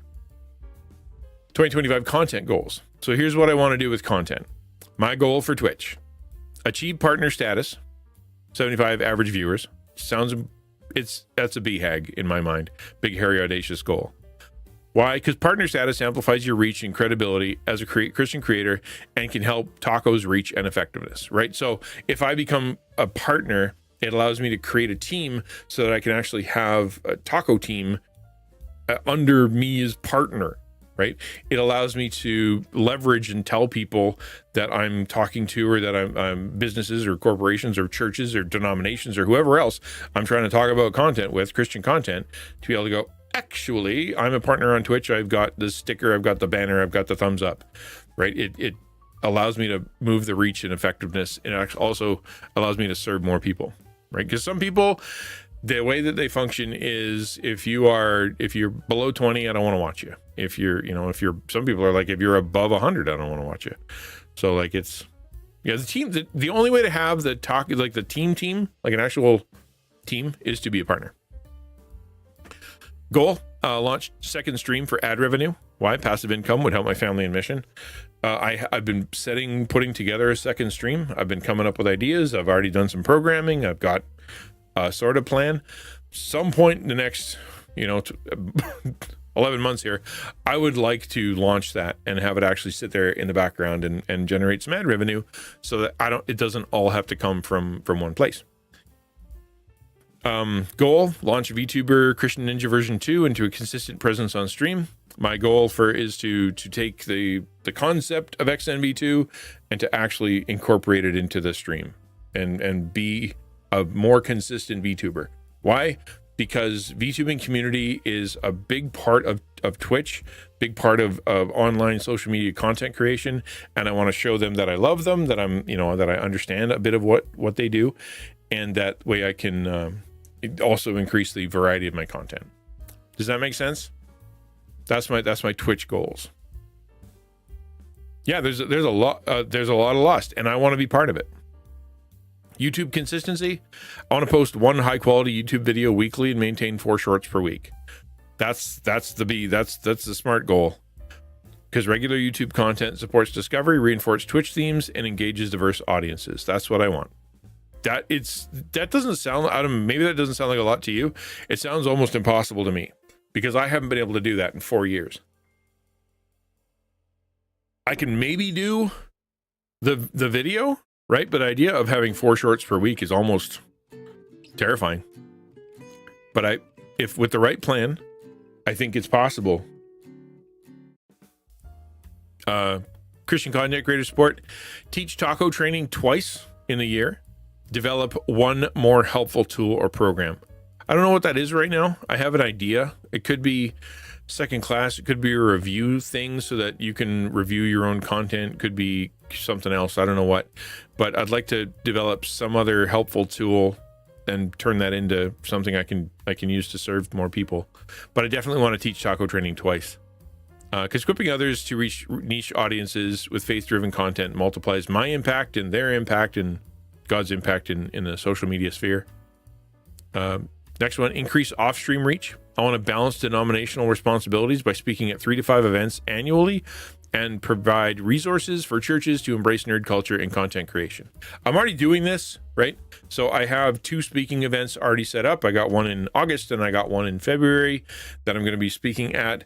And I'm hoping to do more. I would love to do a conference. I think there's probably one coming up in the end of the year I'll be part of, but we'll see. and I'm already part of a virtual neighborhood denominational what do they call it, committee, to be able to serve traditional churches and help them understand nerd culture. Last time we had a meeting, I kind of blew it out of the water and I went, listen guys, I want to get intentional, and I wrote like a 10-page strategic plan. Like, let's do this. This is how we can serve that we can serve churches across Canada and help them make a transition to understand digital ministries. Here's a way to do it. And at this point, I've gotten a couple back that went, wow, that's a nice looking plan. But I haven't actually heard, and let's do it. So we'll see. We'll see how it goes. I'm not in charge of the committee, but hopefully we can do it. Why? My story and expertise uniquely position you to bridge gaps between traditional ministry and online outreach. I think I am a unicorn. I have the magic of being a unicorn. I'm a different person than most. I'm a Zennial. I'm the kind of person who has dialed rotary phones, but also knows how to use the internet. So I think God has given me a unique place to be able to do that. And I want to make sure that I do it to bridge for your sake and for Christian content creators' sake too, right? I want you to be able to go, you know what? XtianNinja is doing it and his denomination is helping and he's got a bunch of people that are doing it. So trust me, I'm doing the same thing as he is. And so that way it's easier for you to broach the subject as opposed to it being, yeah, it's all new and nobody's doing it. I want to be at least one of the people you can look at and kind of go, yeah, they're doing it. It's working and is sanctioned by an official denomination and churches. Okay. Any comments on that? I know it's all for me, but I wanted to kind of open it up so that you guys could see personal and content growth, content goals. I got next section is coming up. It's called My Fears About Planning. I can either do this or we can pause here. So I'm gonna take a quick poll. And hold on, a cool moment. Take a quick poll to see what you guys say.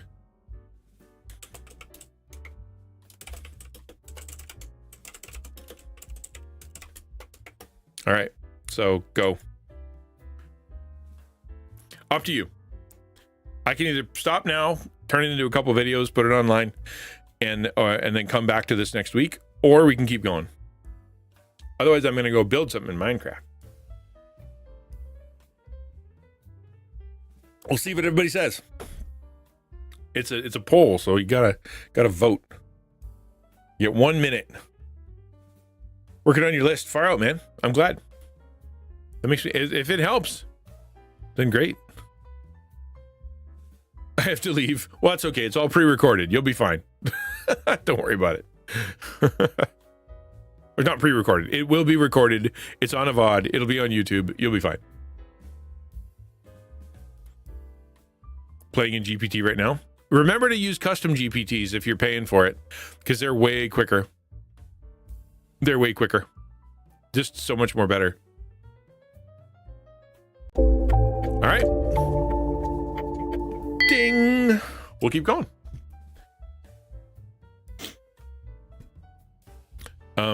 Yeah, there it is. Join the Discord. Come on in.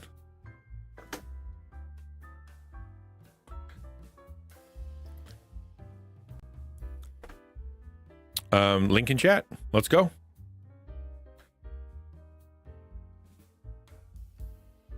Built a couple for myself. Yeah. They're great.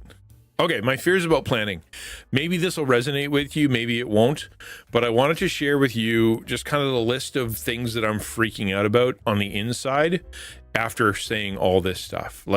So I've said, planning matters and calendars matter, and I'm going to do my best to make it flexible, and I think it's possible, and I know that God wants me to be intentional, and here are my goals, but all that has me freaking out. And I think hopefully that's a little bit relatable to you guys, in that you can create these plans and you can come up with these good ideas, and right before you enact them, or maybe even as you're doing them, all of a sudden you're like, should I even do this? What if it doesn't work? Right? So I'm going to take you through my fears of what's stressing me out, even as I'm making this plan. So let's kind of go through it. Planning brings both hope and anxiety. Naming my fears helps me address them with faith and a support system. So this is partially because then you guys can help me, but also because I think it's going to be relatable for you guys. And I think it's real. It's one thing to make the list of things I want to do, things I think is going to be awesome, things that I'm going to change and how God's going to use me. It is another thing to write, and here's all the ways that freaks me out. But it's just as real, right? If not more so, that throwing these things out there and actually kind of going, I want to grow with God and I want to serve people can be scary. And that the enemy is trying to shut you down, and he's got all kinds of ways to freak you out. So here it is. Talking points. The what ifs, life crisis, mental health struggles, denominational responsibilities. Like, what if the world comes to an end and I can't? Like, there's sickness, illness, car explodes, computer melts, don't have any money. You know, Canada gets bought by the United States and I become the 51st state. Now I don't have health care. Like, apparently that could happen, right? That's scary. Like the things I can't control in life. Like I can't control what the government does or what the, other people do or what Twitch does or what the, my family does. I can't control accidents or what the world does. It's scary out there. That freaks me out. Platform uncertainty. What happens if Twitch just changes or is gone? Hi, Paytona. Every day, I see another article that says that Twitch is losing money, Twitch is losing advertisers, Twitch is losing people. Like just today, Twitch had the lowest January in however many years, and people aren't watching it anymore. Or like TikTok, just up and disappears. Like it can happen. It can happen. It's not unprecedented for a giant, untouchable website like, I don't know, Mixer, can just disappear. Poof, gone. Not there anymore. What happens? That kind of freaks me out. I don't know what I will do then. Personal vulnerabilities, fatigue, tendency to overwork, imposter syndrome, overthinking, perfectionism, all the stuff that are inside of my head. What if I'm the biggest problem? What if I get myself all worked up on this and then I work myself to death, or I don't have the energy to pull it off, or I just drive myself into the ground with it? Or I end up going, being like, man, I shouldn't be doing this. I don't know what I'm doing. Why am I spending all this time in front of a camera? Nobody's listening to me. Blah.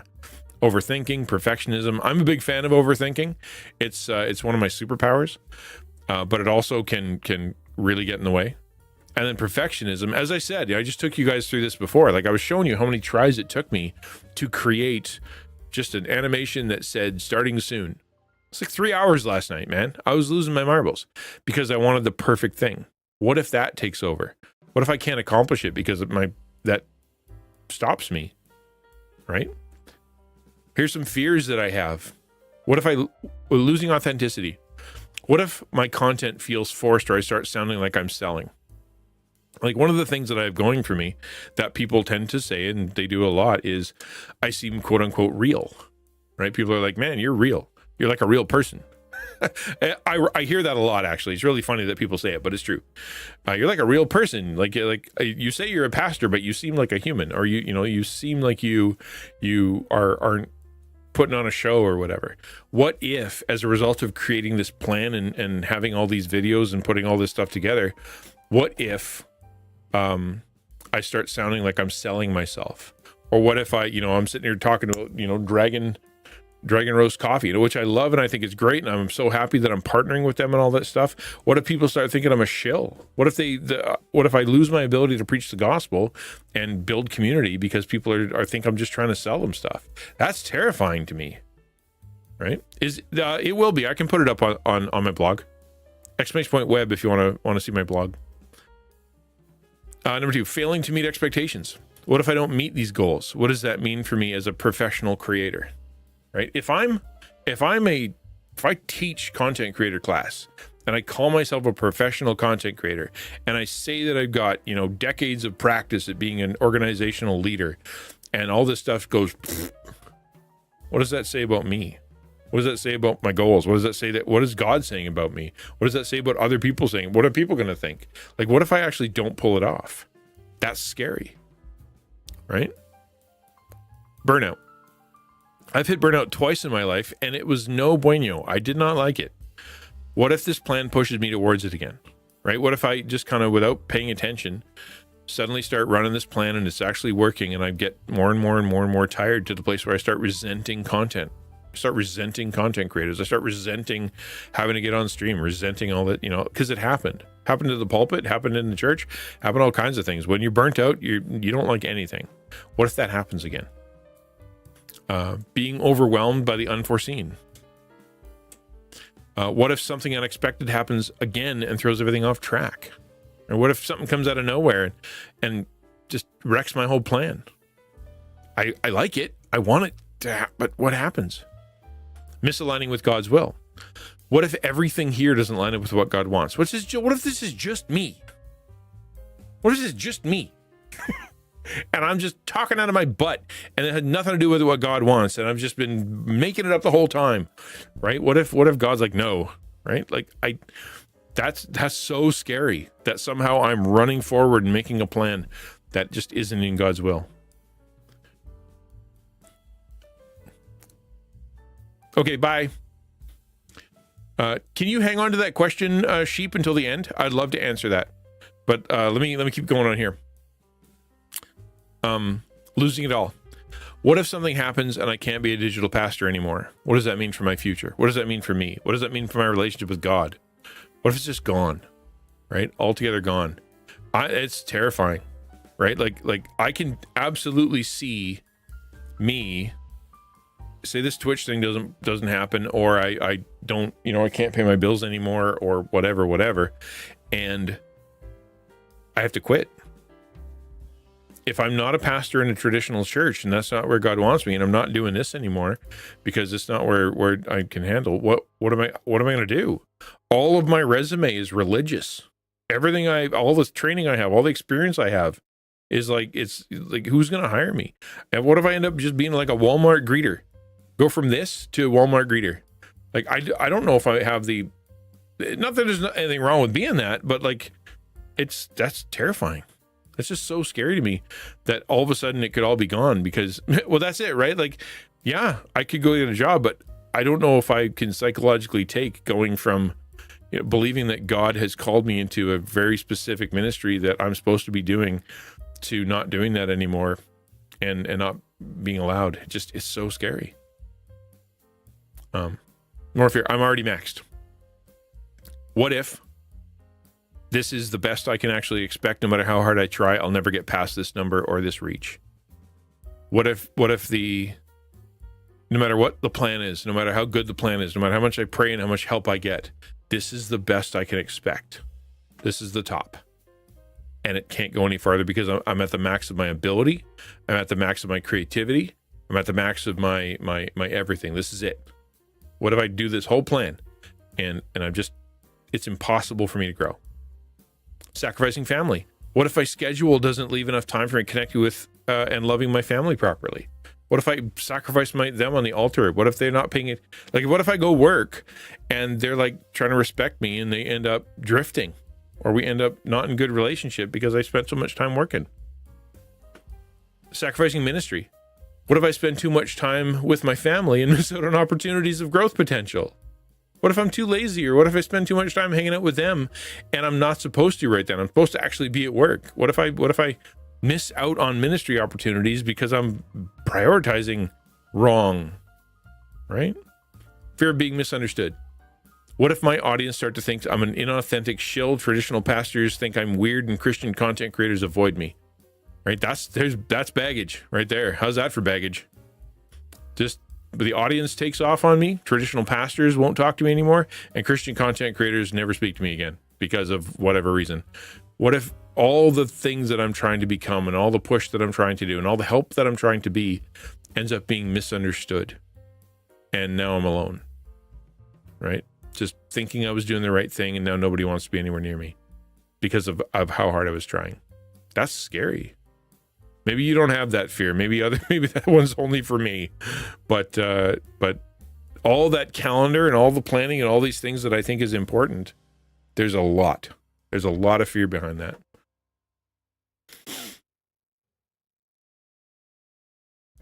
Yeah, you do too, Petona. He clearly says what God has called us to do is follow him. Anything else we have to hold loosely. Agreed. And then how can my community and taco support me when I feel stuck and overwhelmed? This is a great example, and I don't have an answer to that. I don't know what I can do to how much I should lean on taco team, taco board, taco community to be able to help me, because my job is to serve them, and everybody has their own deal. I'm supposed to be doing this full time. I get paid to do it. Some people donate to me to do it. How can I be asking for help from people that are already helping me? It's, that's, I don't know. I don't know. How you guys have been awesome. I'm more blessed than you would ever believe, financially speaking and time speaking, and friends and be able to do things and go places and that I never would have thought I'd been able to do. This is the greatest thing I've ever done in my life. Right? Greatest thing I've ever done in my life. And I'm so thankful for it. But it's scary to know, how do I even ask for help? Okay, my plan. Here's the plan. My plan is detailed yet adaptable, balancing creative output with the rest of my spiritual renewal. So here's the meat, here's the potatoes, here's what it's actually going to look like. This is what I hope to look like. And here you go. You can now you guys can look over my shoulder at what's going to go into my calendar. Weekly schedule: 4 Twitch streams as usual, 1 YouTube video repurposed from streams, 6 shorts, 4 clips and 2 trend based. Well, actually, there's supposed to be 4 shorts, not 6. 4 and then 2. Let's not get crazy here. And then a blog post, at least 1 blog post a week. So that's the plan for content, okay? Not everything else, just the content. So on Monday, the priorities for Monday to Thursday: prep the Twitch streams, to make sure I do the stream, create and post 1 short daily or at least every other day kind of thing, post Twitch clips, highlights, and social media engagement. So from 9 to 10:30, YouTube and Twitch prep. Right? Actually take time to prepare. I do that anyway, so that's nothing new. I always take time to plan whatever the theme is of the day, or try to, and then but I have to add, kind of figuring out within that plan which part's going to be YouTube, right? How am I going to be able to repurpose that YouTube stuff purposefully? Take an actual break. This was hard to write in there. To walk away from my desk for a half an hour during the morning. I can't even process that thought because I never do it. It's go, 4 o'clock and I want to die. And this is crazy to me. 11 to 12, do some short form video creation. So while I'm in the creative process, getting ready for stream and things are kind of happening in my brain, just kind of sit down and plan what I'm going to do. Maybe I can do something in stream, or something I can just kind of sit there and think about what I'm going to do as far as a short goes. And if I can throw out during that hour before, because I'm now in content creator mode, right? Be able to kind of throw out 1 short. I just kind of go, here, I'm going to talk, blah, do a thing. I've tried that for 4 years. I have set up over there a tripod with my phone multiple times and never actually went behind it. I have designed this thing here, right? The whole shorts area. I don't see it unless you're looking at shorts, but that to be able to kind of make that easier on me. But actually pulling it off and doing it is something I've never been able to do. But it is possible. Give myself an hour and record a 15-second thing. Shouldn't be that terrible, especially with help, right? 12 to 4, stream. Obviously I'm going to stream. And these are all kind of notes for me. Start with a hook, have a theme, engage chat, that kind of stuff. That's all for me to be more specific. I don't need to share that too much with you. Take a break afterwards, stop streaming, go eat, go do something. And then from 4:30 to 6, post-stream content creation. Do the Twitch clips if there are any. Go to Opus Pro and figure out how I can get some moments from there. Post to social media. Engage with the community by responding to DMs, right? That's just every day. To plan the content, make some content, respond to people that I'm connecting with. Fridays is about meetings and content repurposing. So priorities, meetings with churches and denominational leaders, and hopefully with people I'm partnering with or with collabs. Repurpose my Twitch streams and write a blog article. That's Friday, okay? So 9 to 11, I have meetings. I always do. I've opened it up for meetings, and this is going to be flexible, right? Because sometimes the meeting's at 1, sometimes the meeting's at noon, and regardless, I need at least 2, 3 hours, 4 hours on that day for set aside for meetings. But if I don't have a meeting that day, then I can do these things, edit the video, and write the blog post, and then figure out the growth planning. What am I going to do and what happens next, and look at my analytics and take time instead of, which is critical, actually. Like, it's something that you may not have factored in, and that is taking time to think about what you've been doing and whether or not it's working, right? Maybe brainstorm some ideas, but we're often thinking content, the next video, the next thing, the next script, the next stream, the next picture, the next post, the next podcast, the next episode. That's going we're thinking about. But we also need to turn back and kind of go, how have things been doing? What worked? When did people drop off? Go look at some of those wibbly wobbly charts to see what it says. What do I learn? What can I learn from that? Maybe my hook sucks. Maybe my actual content is too long. Go look it over. Hopefully, right? That's every day. See, that's supposed to be happening at 9 a.m. 9 a.m. to 9:30. That's when it's supposed to happen, right? So so even this, right? Even this is off. You're right, because I had that as my priority, and it's not even in here. Oh, that's so funny. That's so funny, Crash Dash. You're right. But that's supposed to be in there too. I'm gonna have to rework that because I literally forgot to put that in. That's so funny and terrible.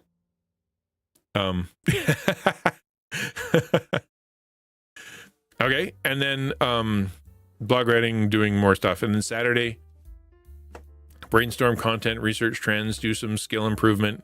Instead of being all about content, right? This can be on Saturdays when I'm going to teach a class. That's usually when I teach my class.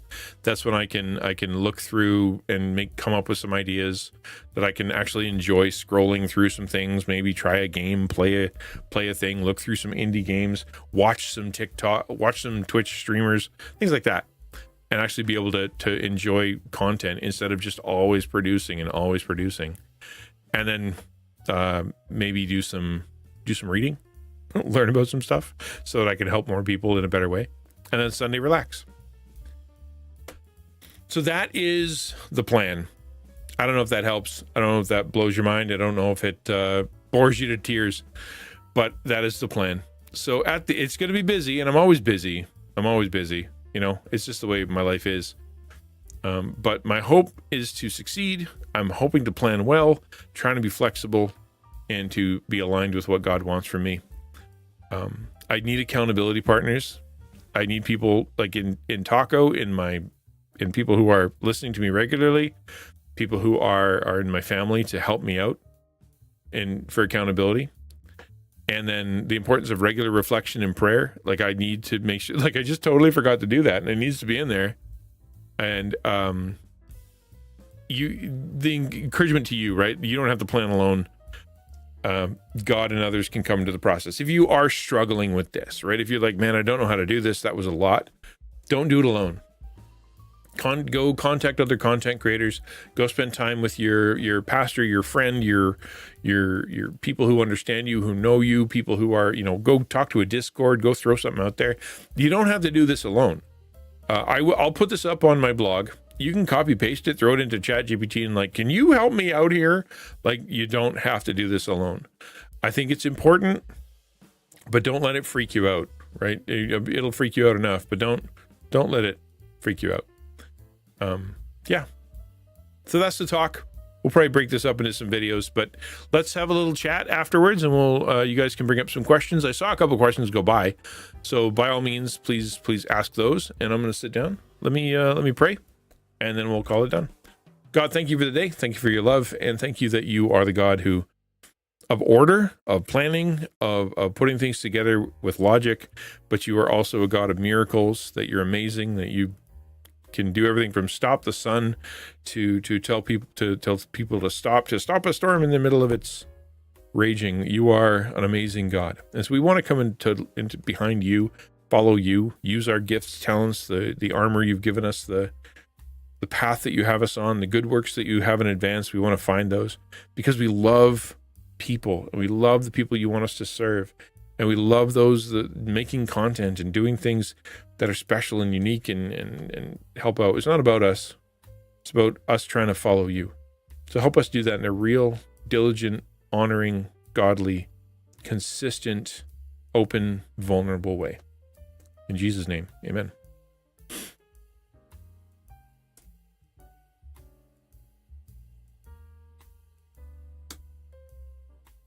Okie dokie.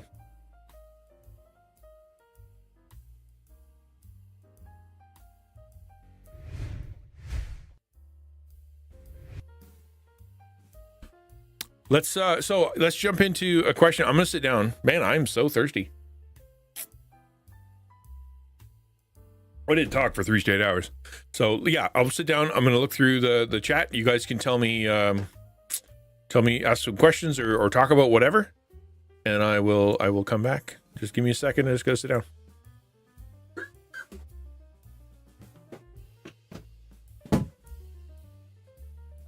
Old man noises. Ugh. Is that a duck? That is a duck. Look at that.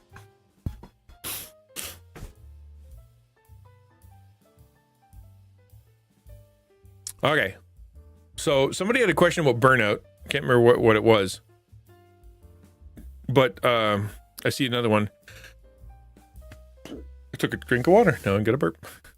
How did you outline, structure your brain matter to make such an outline? And how do I not do this alone when I feel so alone in this whole thing?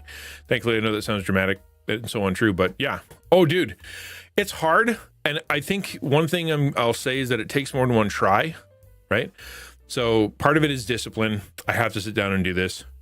Part of it is desperation. If I don't do this, I can't. I have a sense of desperation because my well-being, paying my bills and feeding my family depends on me doing this.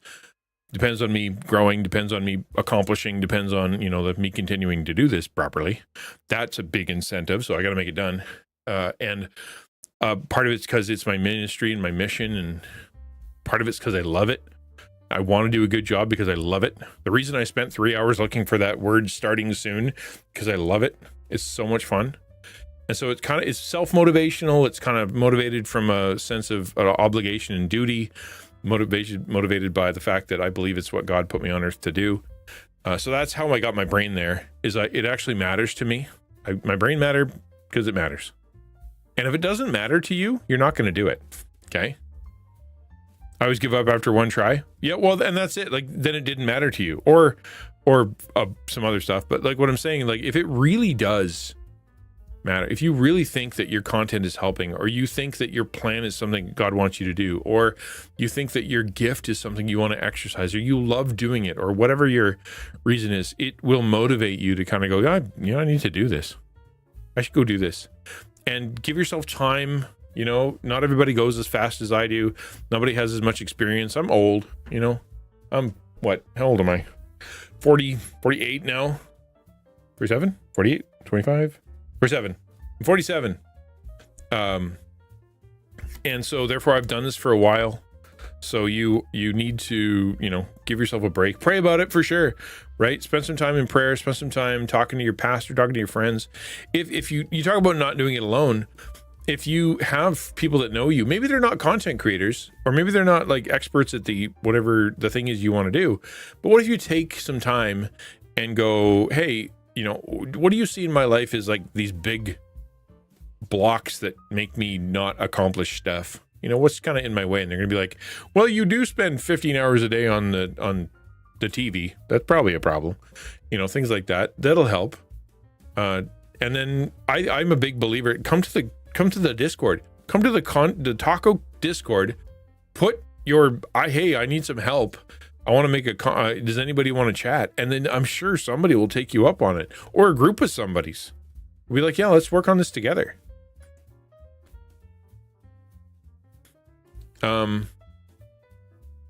I made a sale yesterday. Psych. Oh, far out. What did you sell? Was it your book? Was it music? What did you sell? Make a plan to plan. Yeah, that's why, my Saturday is a plan to plan. Exactly. How do you recognize burnout and grow beyond the burnout? So burnout is an interesting talk. I faced it twice. Real legitimate diagnosed. Yeah, you have burnout. And how do you recognize it? For me, I recognize it physically.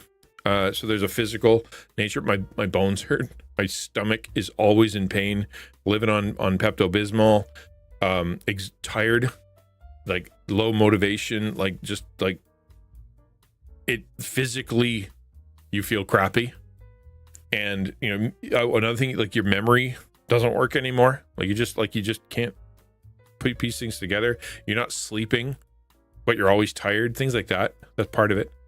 I think mentally and emotionally, part of it is for me anyway. It was lack of motivation, lack of desire. Because it was just like I got hurt so much and was doing so much and was in such pain and facing such grueling, torturous ministry stuff that eventually I just couldn't take it anymore. And my brain just started going, okay, whatever. That was it. That's all I could muster. And so people would do abusive and say abusive things and want to do horrible stuff to and about me. And when they said they're going to do it, I couldn't muster up anything other than fine, whatever. I don't care. Right? Whatever. And as soon as I was at that point where there was zero motivation to defend myself, help, do anything, I let the abuse happen. And my body was completely ready to shut down and was always sore and tired and exhausted. That was definitely a sign of it. Eventually I got to a place where I was like living on 5-hour energies. I couldn't go to church, couldn't do it without drinking a 5-hour energy to make it through. I resented being in the pulpit. I resented going to meetings. I resented having to do anything. And I used to love it. I used to, be passionately drawn towards doing these things. So then I just don't want to. I don't want to be part of that anymore. And that's part of it. And then the second time I had burnout, I got to a place where my body didn't work anymore. Like legit. I couldn't get out of bed one day. I had to call in. It was Sunday morning. And I didn't realize how messed up I was until all of a sudden it was like, I can't get out of bed. I had to make a really embarrassing phone call that was like, I can't get out of bed. I can't come in today. You figure something else out. Right. And so it was, so that kind of stuff. I talked to my doctor, talked to pastoral friends, talked to other people. I had to be rescued from the first church by people who just kind of came in and were like, you're killing this guy. Cause I didn't know what that felt like. I just was miserable and I was numb, but always in pain. And so they, pulled out and then I was able to talk through it. Didn't even realize how messed up I was for months. Took months for me to even figure out how burnt out I was, just even on break without a job. Still months later, a year later, I was still bursting into tears because of it. Like it was really, really, really, really, really messed up. And it sneaks up on you, kind of, right? But at the same time, there are signs. ADD can fight against starting things, even if they matter to you and enjoy them. There's hints and tricks. But again, if it matters to you, right, then using the hints and tricks, you're motivated to go find the hints and tricks. Yeah. And again, be patient with yourself within your own limitations, et cetera, right? There's nothing, being intentional is a lot different than getting it right, being perfect and being quick and doing it all correctly. God doesn't need us to do it perfectly. He just wants us intentionality behind what we're doing to try to follow him. Paytona says, I got a bundle called Heart of Worship, 6 faith-based resources to help women deepen their faith through worship. And so, oh, that's cool, man. That's cool. I'm glad. Isn't that exciting? You make a sale. That's so fun. You're like, hey, I helped somebody. I put work into something and it worked. Yay. Gleeful Sheep says, I got my first sub today and I was like, I wanted to cry because I was wondering if to myself, silent talks with God. And then someone literally subbed right as I began to question. And the last time, a few times I questioned with the Lord blessed me with a raid from fellow believers, and other time God blessed me with tons of interaction. I got to share the gospel. It was a really enjoyable experience. Yeah. And you know what? Like, I feel that because I've had a similar experiences where I'm just like, I'm freaking out. God, what is the point? Why am I even here? Why did, and then that stream, something really special will happen where God kind of goes, you are doing it, but I'm not going to make a miracle every single stream. Right. And I try to remember as a mature person that the Bible, when you go through it, you know, it's like, wow, cool thing. Wow, that's amazing. Wow. And then God is moving. But that's just like, if you don't pay attention, it's like there are a lot of things in between. Like Jesus, 30 years, birth, way, yeah, it's so cool. 30 years later, right? And then you've got, he goes into the desert, and then 40 days later, right? And then he's out of the desert, and then he goes and he walks, and then he gathers 3 people, then he walks and he gathers more people, and then a year later, you know, like things aren't like, even in Jesus' life, which was just an incredible amounts of miracles and amazing things happening, lots and lots and lots. There's spaces in between where just nothing was happening, right? And so therefore that's going to happen to you too. So it's okay that you have a month where streams are like normal or, you know, not spectacular. That's okay. It's okay. That's normal. God shows up every day with a miracle and blows your mind. Eventually your brains are going to fall out because you can't handle that much mind blowing. We need a little break, and that's a good thing. That's normal. Exactly. That's normal.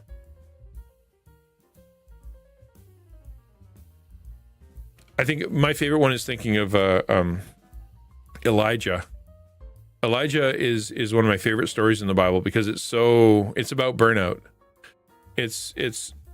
He's going through a hard time. He's being, chased down by the king and the queen, and she hates his guts, and he thinks he's all alone, and there's nobody else in the entire world is doing what he's doing, and nobody believes, and he's exhausted, and he goes on, has this big Mount Horeb, like the big display, and God shows up, and all the priests of Baal are shut down, and it's great, yay! And you'd think that the next thing he would do would be like throw a party and then keep on going. Instead, what he does is he goes and crawls under a tree and says, I want to die.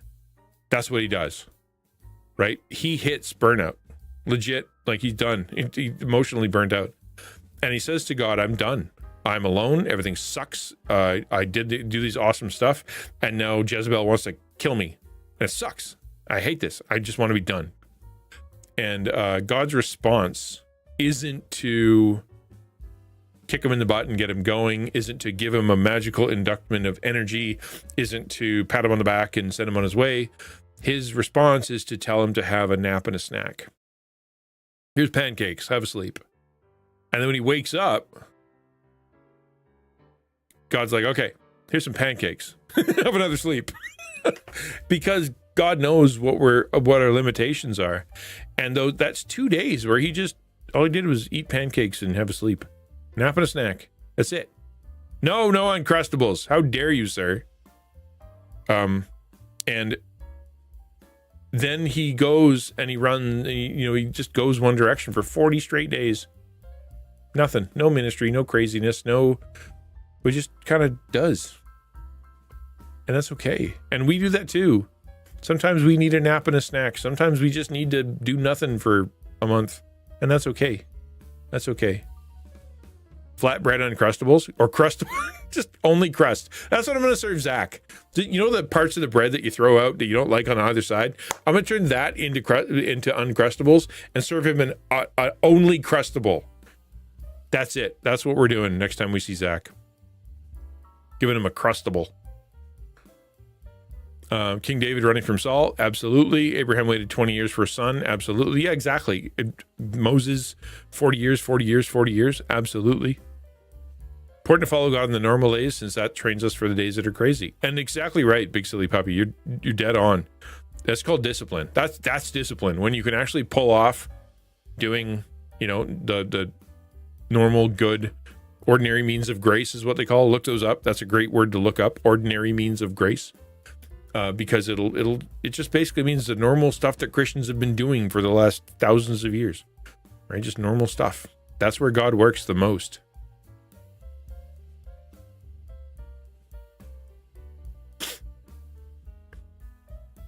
Yeah. Was there any other questions on that, or should I take a little break? I need more water. I think I'm out. I'm not out, but I wouldn't mind getting myself a cookie. Wait, I have a cookie. I have one right here. I don't have to go anywhere, but I do need to go to the bathroom. How do you remedy burnout? Yeah. So for me, number one, getting out of the situation. That was number one. The first time I was like basically rescued from it, and I was out for 3 months. 3 months. Crash dash, sometimes you can't. You're too wrecked. You're too wrecked to pray about it. And if you remember, Charles Spurgeon is a great example of a guy who hit burnout multiple times, depression, completely just wiped out, couldn't even look at a Bible. The Prince of Preachers couldn't even look at a Bible. He was too messed up. So part of it is literally break time. Yeah, that's part of it. Get out of the situation. I think part of it is, and the hard part is recognizing how burnt out you are. Sometimes you're not, sometimes you don't even know it. Took me, I'll give you an example. So when I went on break, I've been rescued by by 3 pastors who literally paid my wage for 3 straight months just so I could have a break because my church wouldn't do it. And 2 weeks in, it's been 2 weeks. And if you think that's not long, try waiting 2 weeks. And like after, I'm like, man, this is dumb. I want to go back. Like, I'm fine. I'm rested now. Let me go. And so but I didn't. And so after 3 months, so 90 days, more than 90 days probably, of me being off, I started to feel the fatigue. It took that long for the adrenaline and the cortisol and the thinking and the spinning and the whole 9 yards and some counseling and talking, and for the decompression to happen enough to be able to start feeling what I was actually feeling, and the scare, how burnt out I was, how angry I was, how sad I was, how tired I was, how anxious everything was making me, and how angry everything was making me. It just took 3 months, and I started to feel it. And so that time, and then it took a year, I was still feeling it. I'm still feeling it. I still got stuff today. Like, there are people that are around town here that if I see them, it still freaks me out because they are literally my abusers. Scares the daylights out of me. Just having them, which is dumb because I'm like, they're old ladies and I'm tall, bigger than them, stronger than them. I have friends. You guys are awesome. Like, it's not that. It's PTSD. Right? PTSD. Clock, you be dead though? All right. Bummer. And so that's part of it. Take time. Be kind to yourself. Get counseling. I needed medication. So for a long time, because everything was messed up, I'd have doc been like, take this, and it completely screwed me up. Mental health meds or whatever that were like, they made me forget things. It made me hungry. It made me like messed up, angry, all sorts of stuff. And it took probably 7 years before I was able to find one that worked for me, that actually helped me with the PTSD and all the stuff in my brain that screwed me up and kept me from being able to function. Because my mental health wasn't handed to me. Or my mental health didn't come because I was born with it. It was handed to me through abuse. And so therefore I needed medication to deal with that. And so I found it, right? And so it took a little while. You might need meds. You definitely need a break. You definitely need counseling. You definitely need help. Be kind to you. Like sometimes it's like, oh, now I have time to lose weight because I have break. No, don't. Just be okay. Enjoy life. Don't add more pressure to yourself. As a preacher, I think it's valid. Perhaps, I don't know. I always find God when I seek him. Yeah, I'm not saying you don't. I'm just saying that sometimes seeking is very difficult. because of where you're at. I think I have a much higher tolerance for suffering, though, through your faith respectfully. I just think that praying about it should be one of the first steps. I agree with you, and I'm not anti-prayer. What I'm telling you is that facing actual abuse and being through that level of pain to the place where you are going to die, you'd rather die than continue to keep going, where your body hurts and your mind hurts and you think everything is the worst, and if people pound on you and embarrass you and drag you in front of the public and make you feel terrible, that you're like, I don't even care anymore. When you're at that place, then someone walking up and going, have you prayed about it? It's hard. Sometimes it's not gonna work. So yeah, that's what I'm saying, right? Just sometimes it's pretty bad. And that's why instead of, telling them to pray for them. Sometimes you need to pray, they have prayed, and yeah, exactly. And they just need help. Yeah. I'm in a place where God's allowing me to grieve from everything that's happened since 2023. Yeah. Sometimes you need a long time before you can even feel what you're feeling. It can take a long time. Really, really. Okay, I'm going to take a little break. I'm going to put it on pause, and then I'm going to come back unless Zach interrupts me. Fine. My current situation has allowed me to feel a different way for people who mention mental health. I believe this is the first trauma I've got in life. Sucks, but I can relate to people better. It is true that I would say that the misery that I've been through is the golden ticket that allows me to do what I do today. Right? There's a lot of times in stream or in life, a lot of times on stream, where somebody will describe something and I'll go like, here's what that feels like, and here's what happens next, and here's what you were going through, right? And they'll go, yes, that's exactly it. How do you know that? Right? And the answer is because I was there. So like the misery and the difficulty and the suffering and the pain that I went through ends up being the golden ticket that allows me to minister to people that I'm ministering to right now. And you're right, it sucks. I wouldn't, wish it on my worst enemy, but it also is something that I can say that God is still using. You're right. It's still, exactly. It's still bleh. I don't want it, but it's just at least I know God's using it. It didn't go to waste. It's been redeemed. Yeah.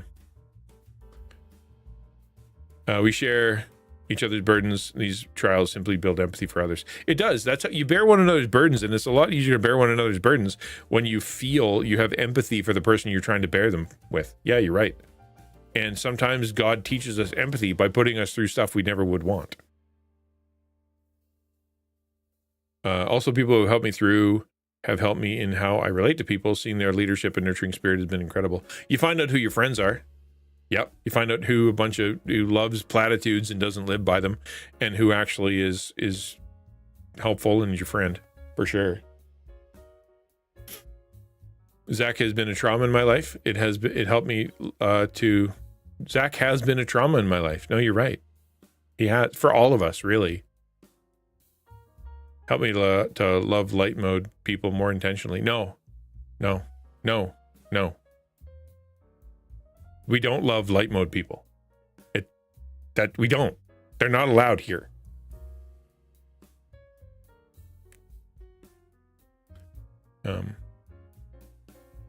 It's so gross, Zach. It's so offensive.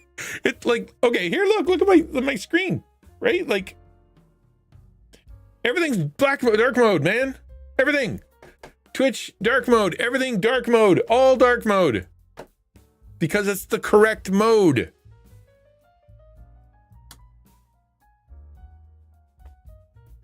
The question is not, have I prayed about it? The real question is, have you prayed for me about it? There's a good question. Yeah. Yeah. There you go. Amen to that. I'm sorry I triggered you. It's fine, dude. I've talked about this for years. I've talked about this for years.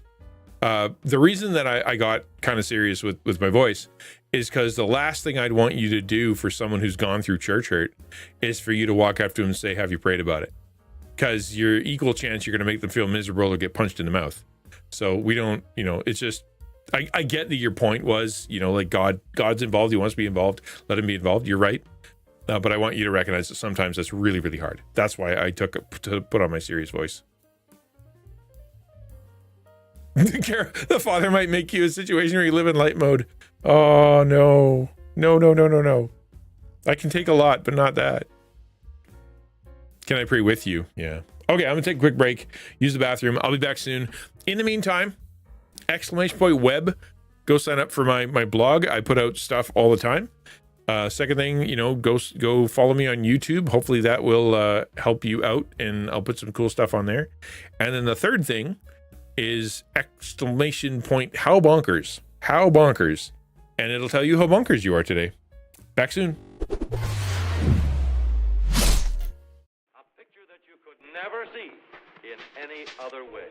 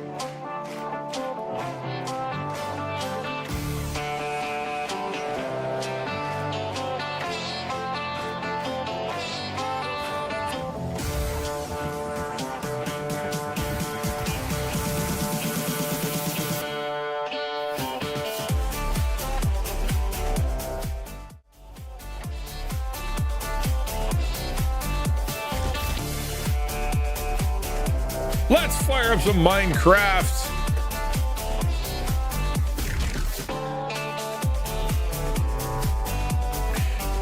I got my heater running. Like legit, actually have a heater running. Probably, I don't know if it's noisy for you guys, but it is, it's cold in here, man. It's cold. I know you're like, you're in Canada, bro. I know, but it's actually extra cold, okay? I did not see a song for me. Was there a song for me? Did you sing for me? Thank you for doing so. You need to mo catch a ninja by the toe. If he hollers, make him pay a dozen tacos every day. I'll do that, and I won't holler. I am not a hollerer. When I get sad or I get tired or I get angry, I get quieter. Although the other day, what did I do? I can't remember what it was. And I bumped something and it hurt. And I literally went, rah! Like that. But he comes around the corner. What happened? Did you die? And it was legit. It hurt. All right, back to here. You know what we're gonna do? Not that. I'm tired of that now. Let's do. Where's the other stuff? This one. There we go. That's the Minecraft music. If I ever saw one.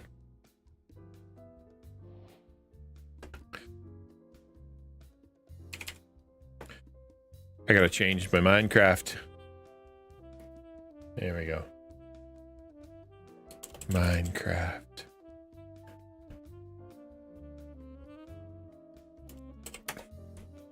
Kitty goat? What? Huh? What are we doing? Okay, we're back. Here's what we're doing. So what we're doing right now, if you may not know, but what we're doing, we're creating a train station. So this is where the rail is going to go. Chugga, chugga, chugga, chugga, choo, choo. It's going to go up there. It's going to go to my land way over where I go. Like where you know, where I live.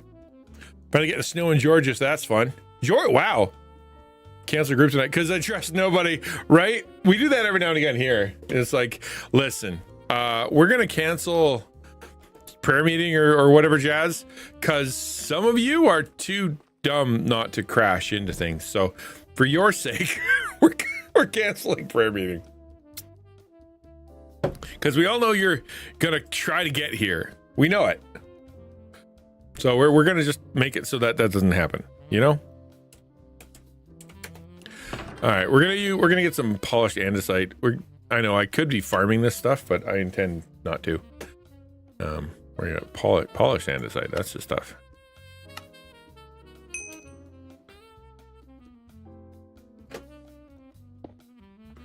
We'll fill in the hole, and then we're gonna make the dock.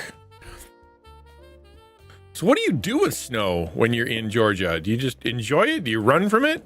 Do you hope that it disappears quickly? With all the love in my heart, we're canceling prayer meeting today, so nobody crashes and dies. It's true. I mean, I've pastored some old churches with old people, and one of the problems is if you do anything at night, all the old people are like, I can't drive at night. They're like, oh, well, what do you want to do? We all work during the day. What do you want? So you just, during the winter, you don't have anything at night.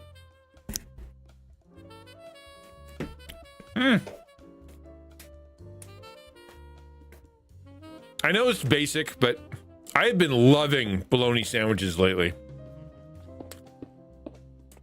Like, way too much. And it looked like it would miss us, that it didn't. I like snow. Like, not just because I have Stockholm syndrome from living in Canada. It's legit pretty and nice and whatnot. And I agree with the person who said there's no such thing as bad weather, only inadequate clothing. So we snowed in Arkansas last week. Had a mini snowball fight with my husband. They made a small snow kitten instead of a snow. Aw, that's nice. That's nice. We're gonna put a dock off the edge here. I think it's gonna take the whole thing. I think it's gonna be more of a walkway. So let's put, I guess, wood. Yeah, we'll put. What kind of wood though?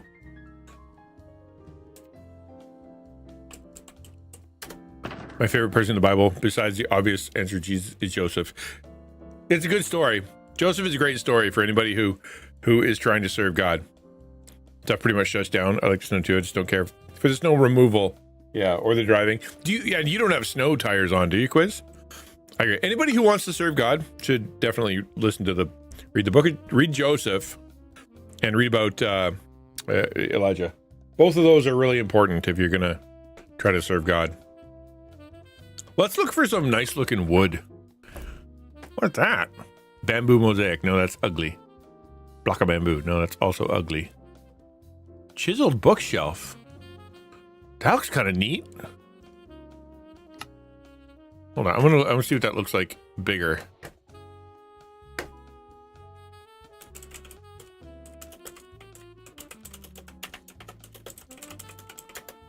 It's not worth. Yeah, exactly. It's not worth it to invest it. Yeah, I completely agree.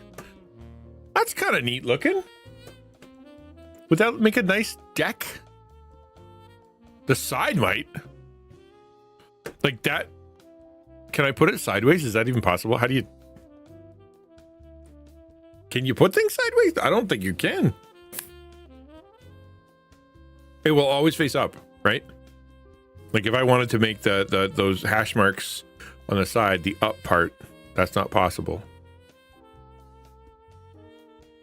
Yeah. All right, we're gonna find another way. All right.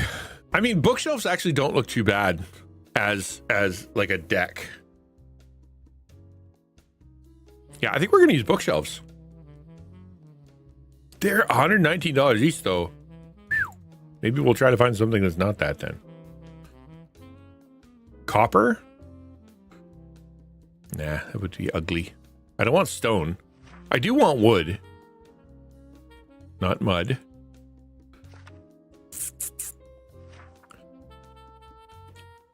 Dark oak? I mean, what we were doing before, like we were supposed to make it... Oh, we were supposed to make it pink. Now I remember.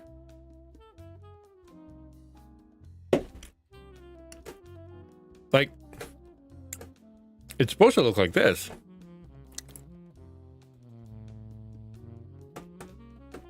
Kinda.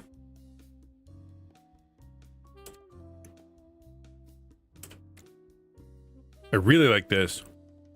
Those green. All right, have a good one, man. Enjoy it. Enjoy life. I was gonna put steps down. Oh, I should do that. I kind of like this. Hold on. What if we did, instead of doing a deck, what if we do this? We just have kind of layered flower beds. I like that. Yeah, let's do that instead.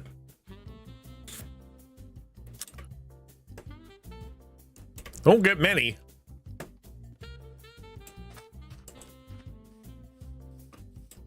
So we can,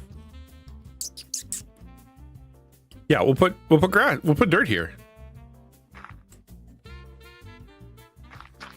Right?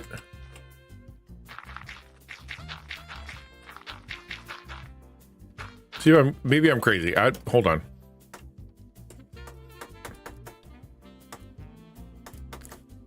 I know it's getting dark. Let me go to bed. This valley is very spooky at night. Thank you.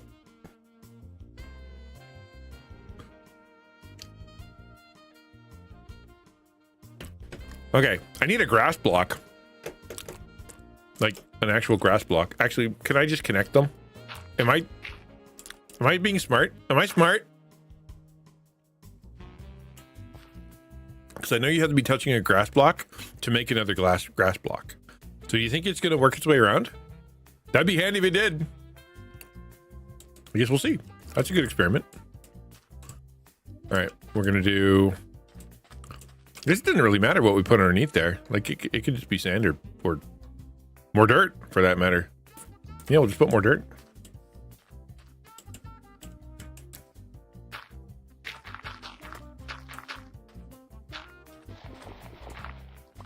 Okay, and then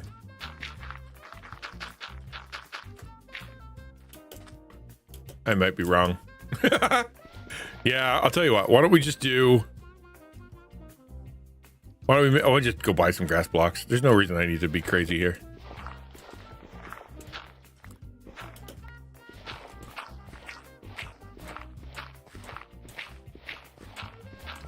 I mean, I could use like Silk Touch and be all kind of crazy about it, but there's no reason to. Not when you have a shop. Like I get that it's kind of cheeseball to use the shop for everything. Like actually going out and getting it would probably be a good idea. But oh, I don't have any space. Space in there either. Nor do I have wood. All right, I have things are getting complicated. Why don't I have wood?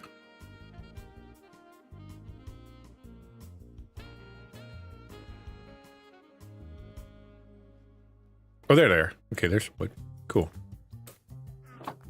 And then wrap.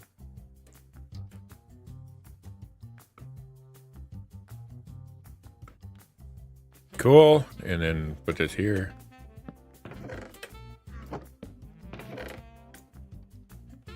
All this can go away. Everything can go away. I only need one thing. I only need we'll get chiseled tough. Wouldn't mind some cherry blocks. Okay. And then I guess sand maybe.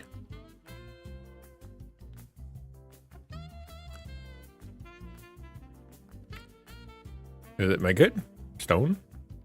Tough? Grass. That's moss. Dirt. All right, cool. Where'd my grass block go? There it is. Oh, did I buy 32 moss blocks? Ah, dip. Really? Actually, maybe that's fortuitous. Let's see what that looks like. And then they all start turning into grass. Of course they would. Why wouldn't they? So if I hit that with some bone meal.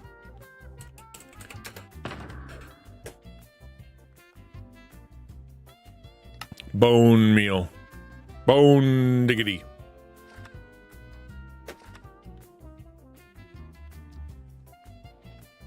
Not an ore. Not redstone. Not a decoration. I guess it's a dye. No, it's not. Is it? Gray dye. White dye. Morning. Good to see you.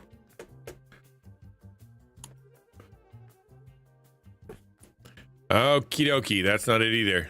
How's Duck today? How's life? How's school? Food. It's not a food either.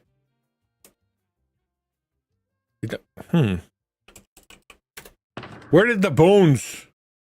I want bones. Dyes, miscellaneous food, enchanting. That's definitely not it. Mobs? Oh, there you go. Bone. You buy bones. All right.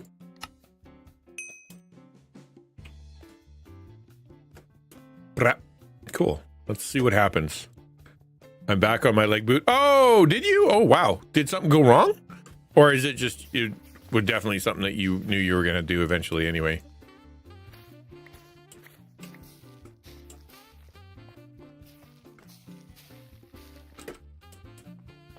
Wow. All right. I literally chewed up and spit out my area. Wow, that's terrible. I'm sorry.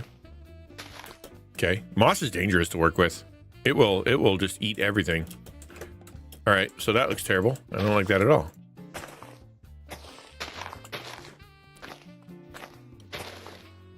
Yeah, we're gonna have to use grass. Ba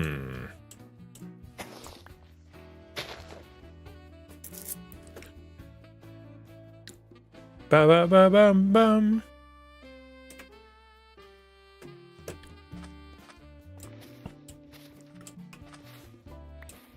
We will take, I'm going to use the randomness of the generation of the azaleas to be where things go, where they go. So I'm going to use this azalea and that azalea instead of actually making it like trying to plan it out myself. Your game mode title? It shouldn't be. I totally changed it. Did I not hit done? All right, well, it is now. For sure, for sure. Blocks, grass, gimme. I bought the wrong thing last time. Grass. I did buy grass. Did I not buy grass? All right. Now I definitely bought grass.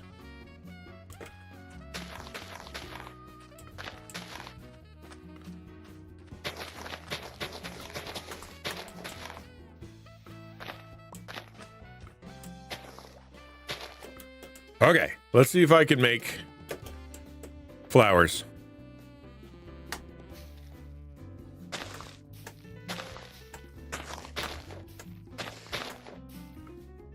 That will always be that? Okay, fine. I don't care.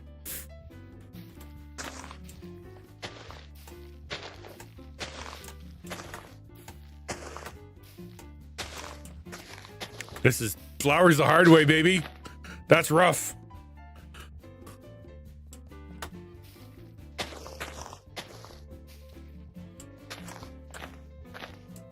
That's, I'd say it's kind of working out. Kind of liking it.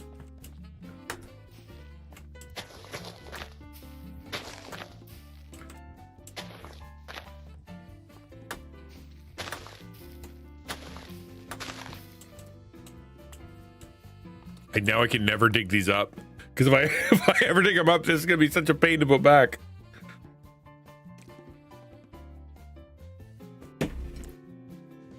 Let's hear for Minecraft RNG. It always wants grass first. Weird.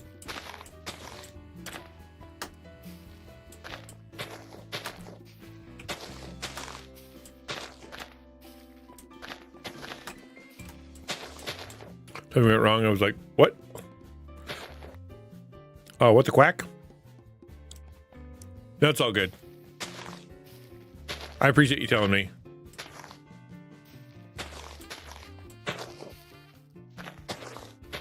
Come on, give me some flowers, man. There we go.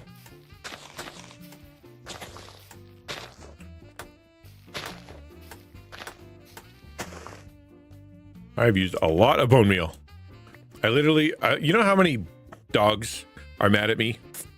Been wheeling around on my knee scooter because it's been tiring pushing my other. Yeah, I would imagine. So did you answer what happened? Sorry, I'm gonna look back. If something went wrong, something went wrong with your leg.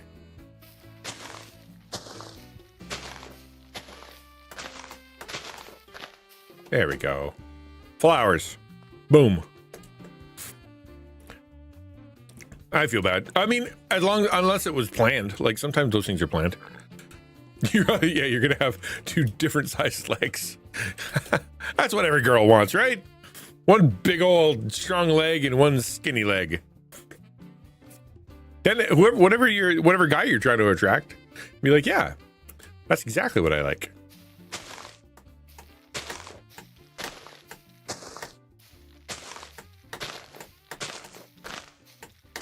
I don't think it's ever going to give me anything other than that. Oh, it did. Okay, let's get some wood now.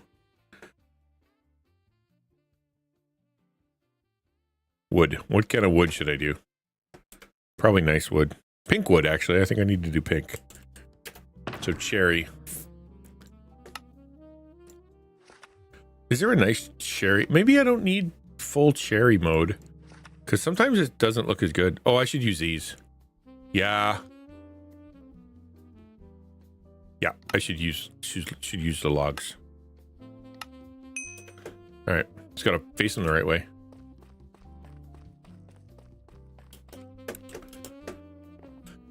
Boop, boop. How do I do? Yep, that's. Oh, I think that's not too bad.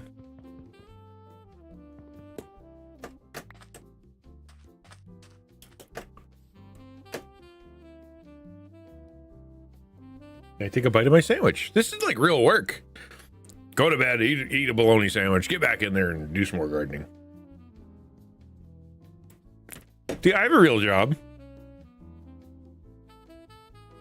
Something in the bone? Or something wrong with the bone? Like, what does that mean? And how are you doing with that news? I think that would be a little scary.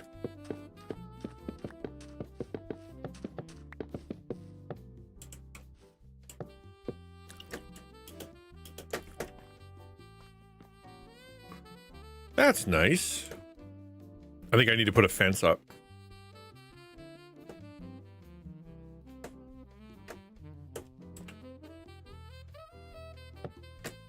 Yeah. Okay, we'll just go all the way. No, that's good. Painful and scary. Oh no. So, can you explain a little bit more?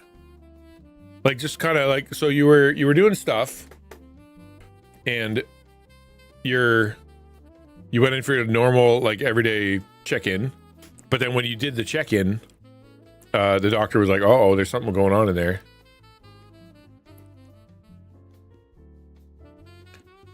Right?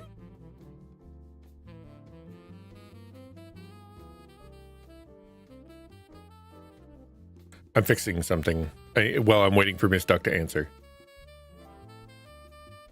There we go. Fixed.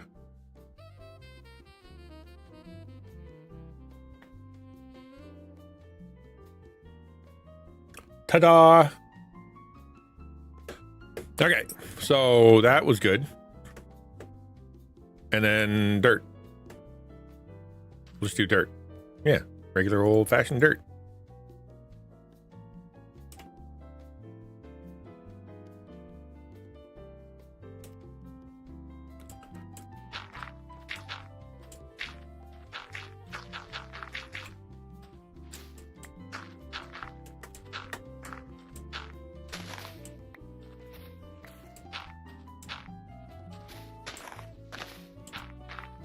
Okay, cool.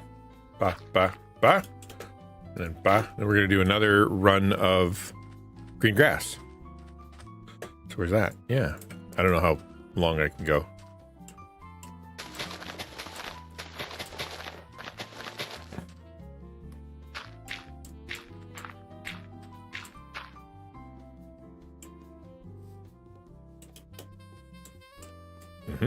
And then the logs can go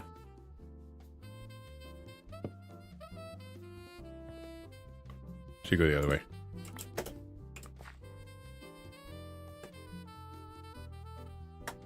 That. Oh yeah, that looks stellar. There's an infection from a spider and caught it in my bone with my leg. Wow.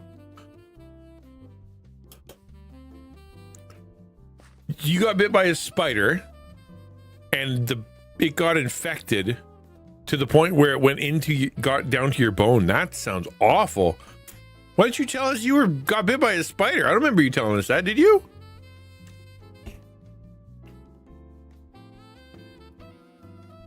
Or did it happen really fast? It sounds like something that would have to happen like over the course of a month. Yeah, exactly. Were you trying to become Spider-Man? If so, I admire that. But that's just also, maybe dial it back. Oh, I didn't even finish up here.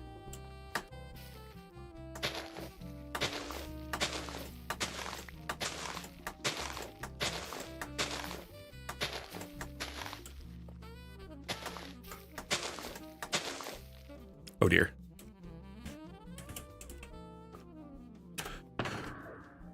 I'm not a man. I know you're not a man. I'm well aware. Is that a spider quiz? Do you have a spider emote? That's terrible.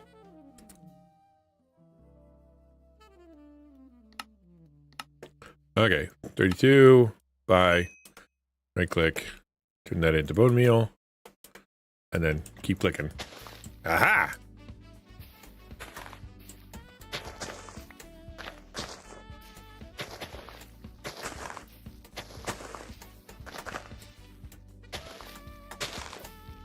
Come on, come on. Papa needs a new pair of shoes. Let's go.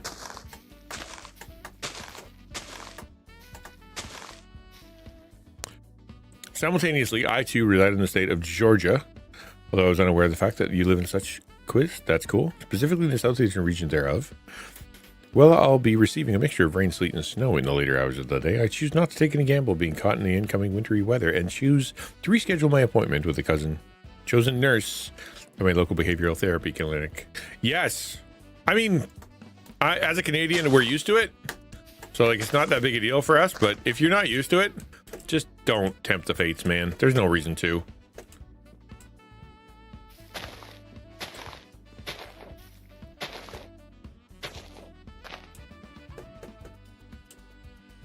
I think I was just gonna have to be above.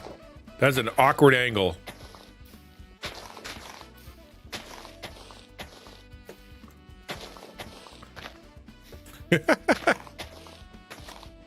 I'm gonna barf. I don't like this angle. There we go. That's something. Ooh, blue.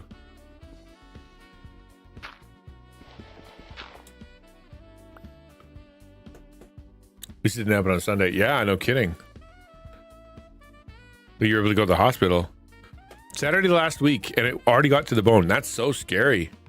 And yeah, if you happen on a Sunday, you wouldn't be able to, because the hospital, right?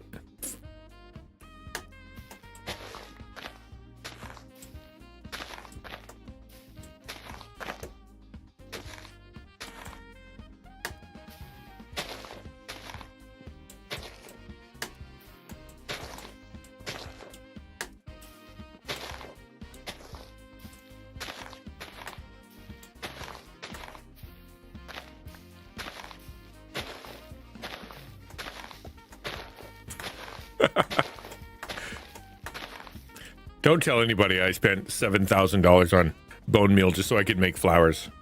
I'll be embarrassed.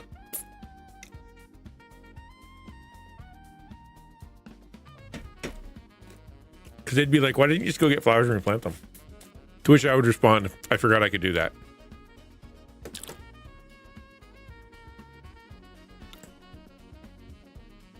Until Monday, 7 a.m. Went in X-ray room at 9 a.m. Oh no, they don't close. It's just because there's more people. It gets crazy, man. Yeah, I'm gonna go get flowers. I forgot I could do that. Shut up. I'm not dumb. Okay. Here. Bye. Back. Bye. Back. Bye.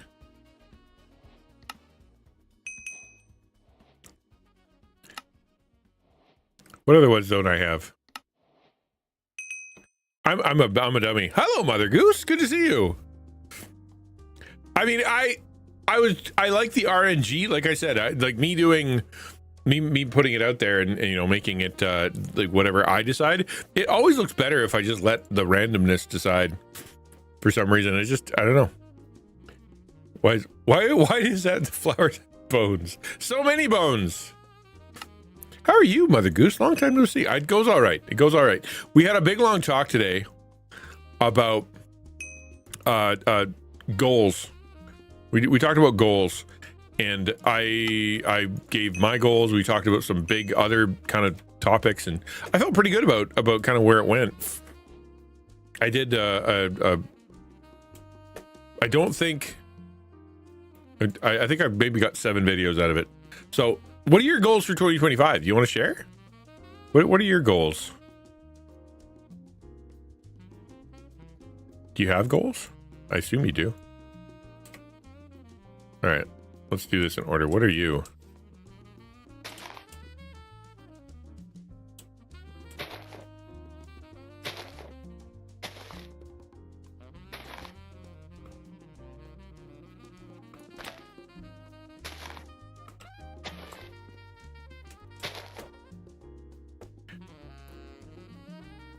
You become Spider-Woman? Wouldn't that have been a bad thing? Everybody likes Gwen. Be right back and I'll tell you. Lots of goals, some stream goals, some fam goals. Well, let's do content creator stuff since that's what we're kind of talking about. I will hit this with the bone meal. That's what we're gonna do for this one. Oh, you can't. Oh, that's hilarious. Okay. Hi.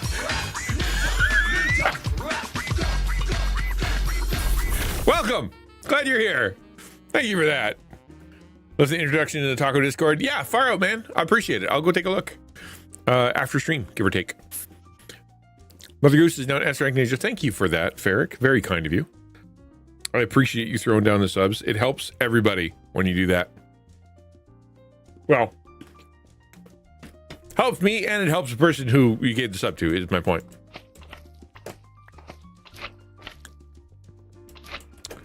Okay. Why aren't you green?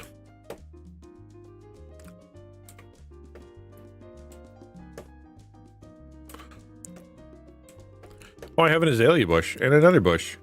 There, that's what we'll do. Yeah, and then azalea, and then other one, and then we're maybe not. Good, that's fine. Okay, we're good. That's enough. I've done it. I've done it. That's what matters. Let's put some sticks around it. Whoop.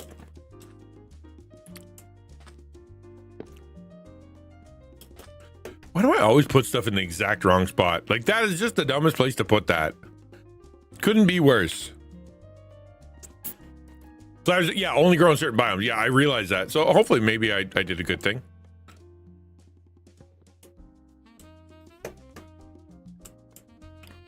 That shows the outside, so it's supposed to show that way. Okay, hold on.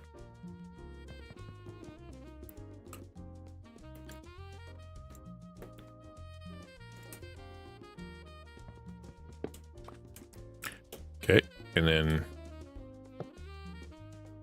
Nope. Oh, we'll just... I know what to do. I know how to do this.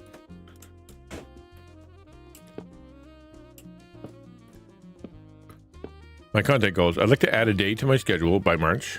Once I get into my small group session, I'll be able to feel more of my schedule out a bit, know where I put in an extra day. So what can I ask your purpose for that? Just because you just love streaming so much? Or is it you feel like you're going to do, there's content you want to do that you haven't been able to?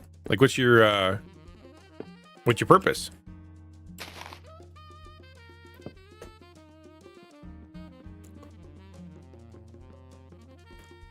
Okay, I think now I can put my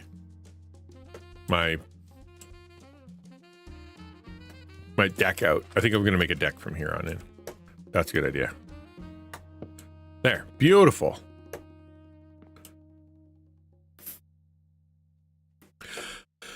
Beautiful. Okay, so now deck's going to go in the water. Is that dumb?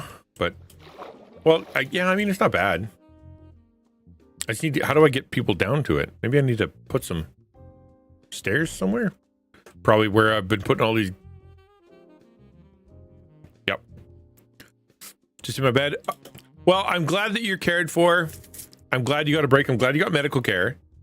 And, but that's kind of a bummer. I'm sorry you got set back.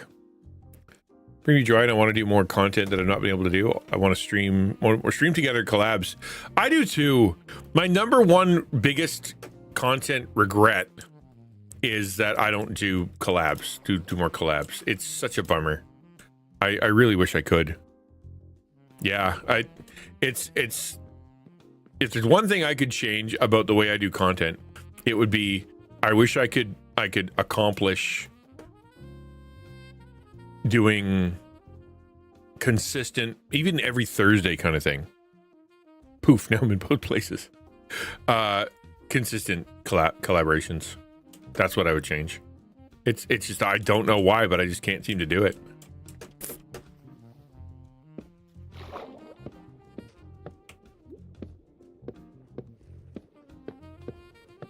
I'm thinking.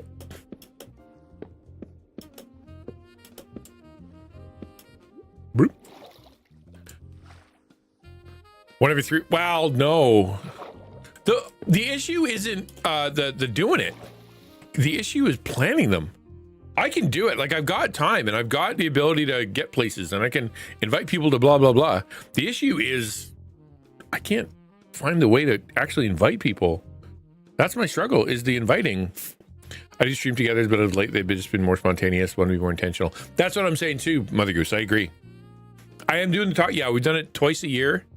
We're gonna hopefully I plan to start one in February. I'm hoping. We'll see how life goes, but that's the plan.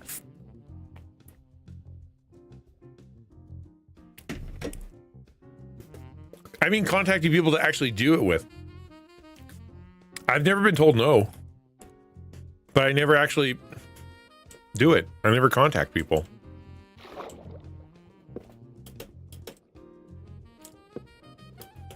Yeah, I would love to. Yes. Yeah, absolutely I would. Not just because taco, but I would love to just kind of hang out, you know, because you're a cool person. Breathing. Oh, I forgot. I need air.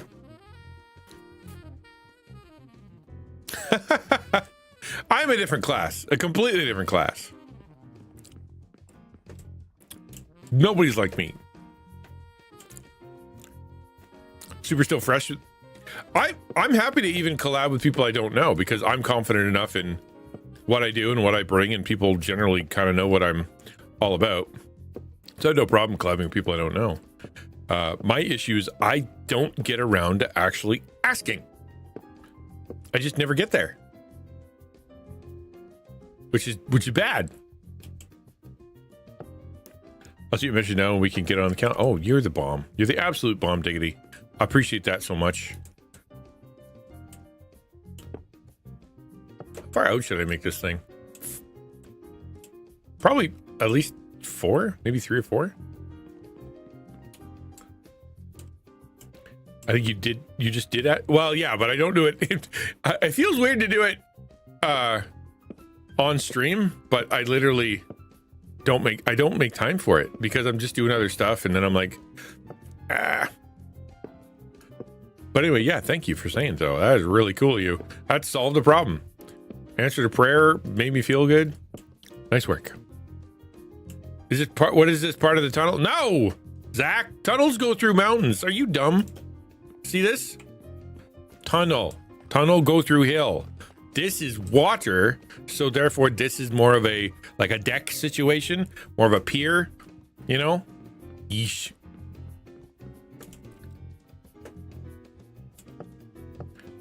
Just a tunnel. Maybe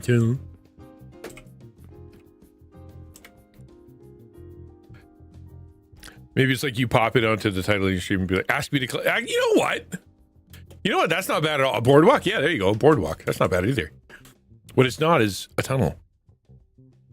Pfft, tunnel.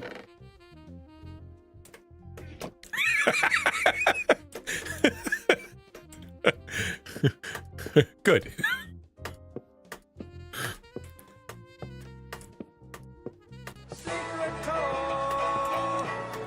Not a tunnel. There's no mountain. It's not a tunnel. No.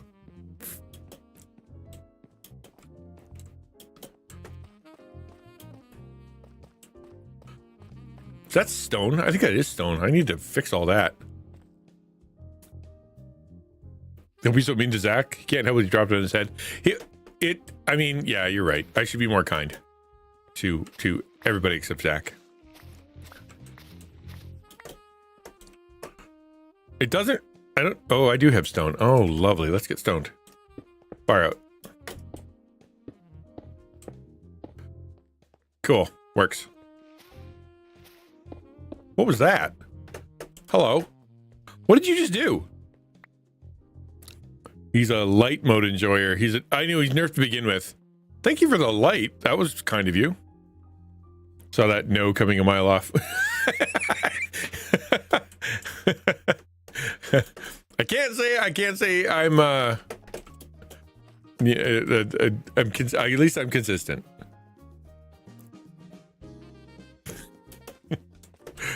There, we made Zach feel bad. Yay!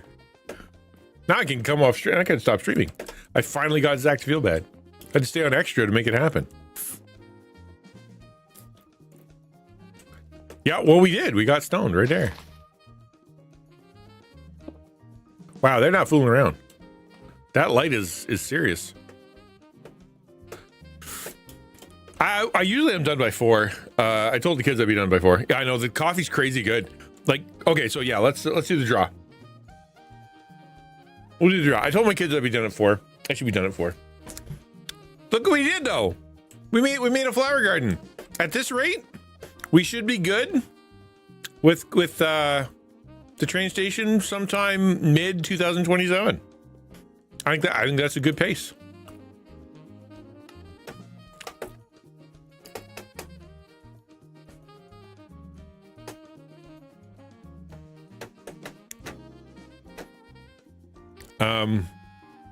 Who will throw the first? Yeah, who will throw the first stone? Get stoned. Yeah, maybe that kind of stoned. Exactly. The counselor, you get accused of things you did 35 years ago. Yeah. When I was 7, when I was just 2 years old, I left my lips out in the cold and they turned blue.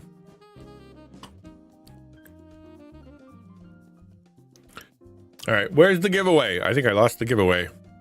Let's go back. Are you guys ready? If you're not, okay, if you're listening to the sound of my voice, remember, it is giveaway time. If you want free coffee, and I do mean free coffee, I'm giving it away right now. So ! enter, and you can have it. Giveaways. There we are. Okay. Yeah, Zach already got his. Yeah, he bought Rogue. And yeah, I think that was a good choice, man. That Rogue was really good. Although today, I put my Oathbreaker into a mocha pot, so it brewed it stronger, like way stronger. It super improved it. It was me. It wasn't the coffee. It was me.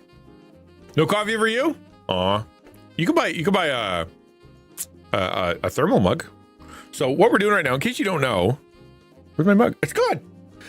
Okay, we have we're doing a thing with Dragon Roast Coffee is now my sponsor. This is the first week we're doing it. On Thursday, we're doing a Dungeons & Dragons extra long stream, 3 hours starting at 3 p.m. until 6 p.m. Eastern Standard Time. We're kicking off session 1 of the Dungeons & Dragons campaign called Coffee and Chaos, the Forgotten Brew of Roastdalian. And we have a DM when we got players and we got all kinds of fun stuff. And it's sponsored by Dragon Roast. So this week, because they're the new sponsor, I'm giving them extra emphasis on what we're doing. And then we're giving away coffee. I like my coffee. I like my modes light. That's fantastic. I like that a lot. Okay, 19 people in. I'm ready to close the giveaway. I'm gonna count down from 10, and then I'm gonna close it. So if you're within the sound of my voice and you want some free coffee, you could win it. That's sweet right there. Yeah. They're giving away extra strong. Yeah, they have a good discount this week. You can use my code. Did you use my code, Zach? Now I want to know, Zach, did you use my discount code when you bought it? Or I guess yeah, did you?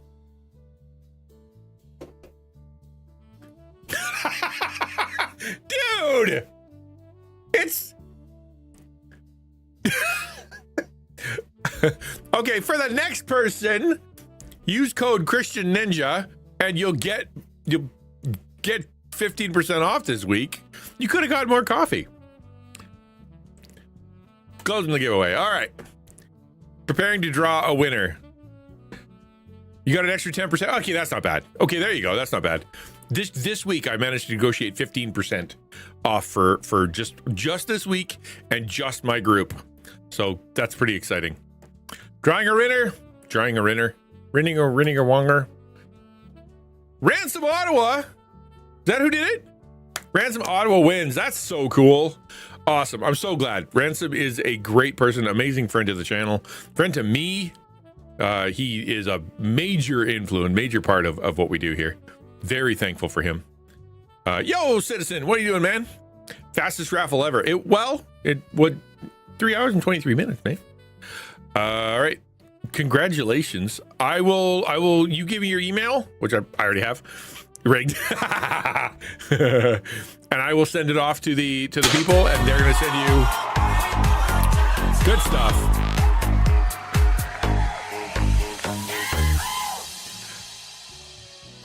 That was good. That was good. But I answered 30 seconds ago. I'm telling you, that's good. As long as it worked. I'm happy you got it. I'm at the end of the free ones that I got from them. So tomorrow I'm going to have to pay for my own womp womp. Unless anybody wants to sponsor it. But you know what? That's, I'm glad you guys are enjoying it. Giving away coffee. That's it. We're done. Giveaway is complete. Okay. Done. Giveaway complete. I'm happy. And that's it. I will send it off, email, blah, blah, blah. We're done. I'm gonna rate out now. Thank you for being here. Tomorrow is Wednesday check-in. So what that means is I go onto the Discord. I see what people are kind of talking about. No, the Wednesday is check-in Wednesday now. And so I see what people are talking about in the Discord. What's on your heart? What's in the community? What things are going down? And then we talk about a big subject, and then we're gonna go play a game. And then on Thursday we do Weird Thursday, where we do weird questions and indie games, and I think I have a really good web game set up, so it should be good. I'm more than open to people. Yeah, want to do Faithful Wanderer? Sure, why not? I don't mind. Unless there's somebody on here I haven't rated in forever. Random's on. Oh, you suggested it. Why not just do it? Feel free to DM it about my intro. Yeah, I will. I'll check it out. I'll check it out. Okay, dudes. You're the best. Copy paste that awesome looking thing there, or the really lame one that's above it, and we'll go say hey. Scooby Dooby Doo. Bye.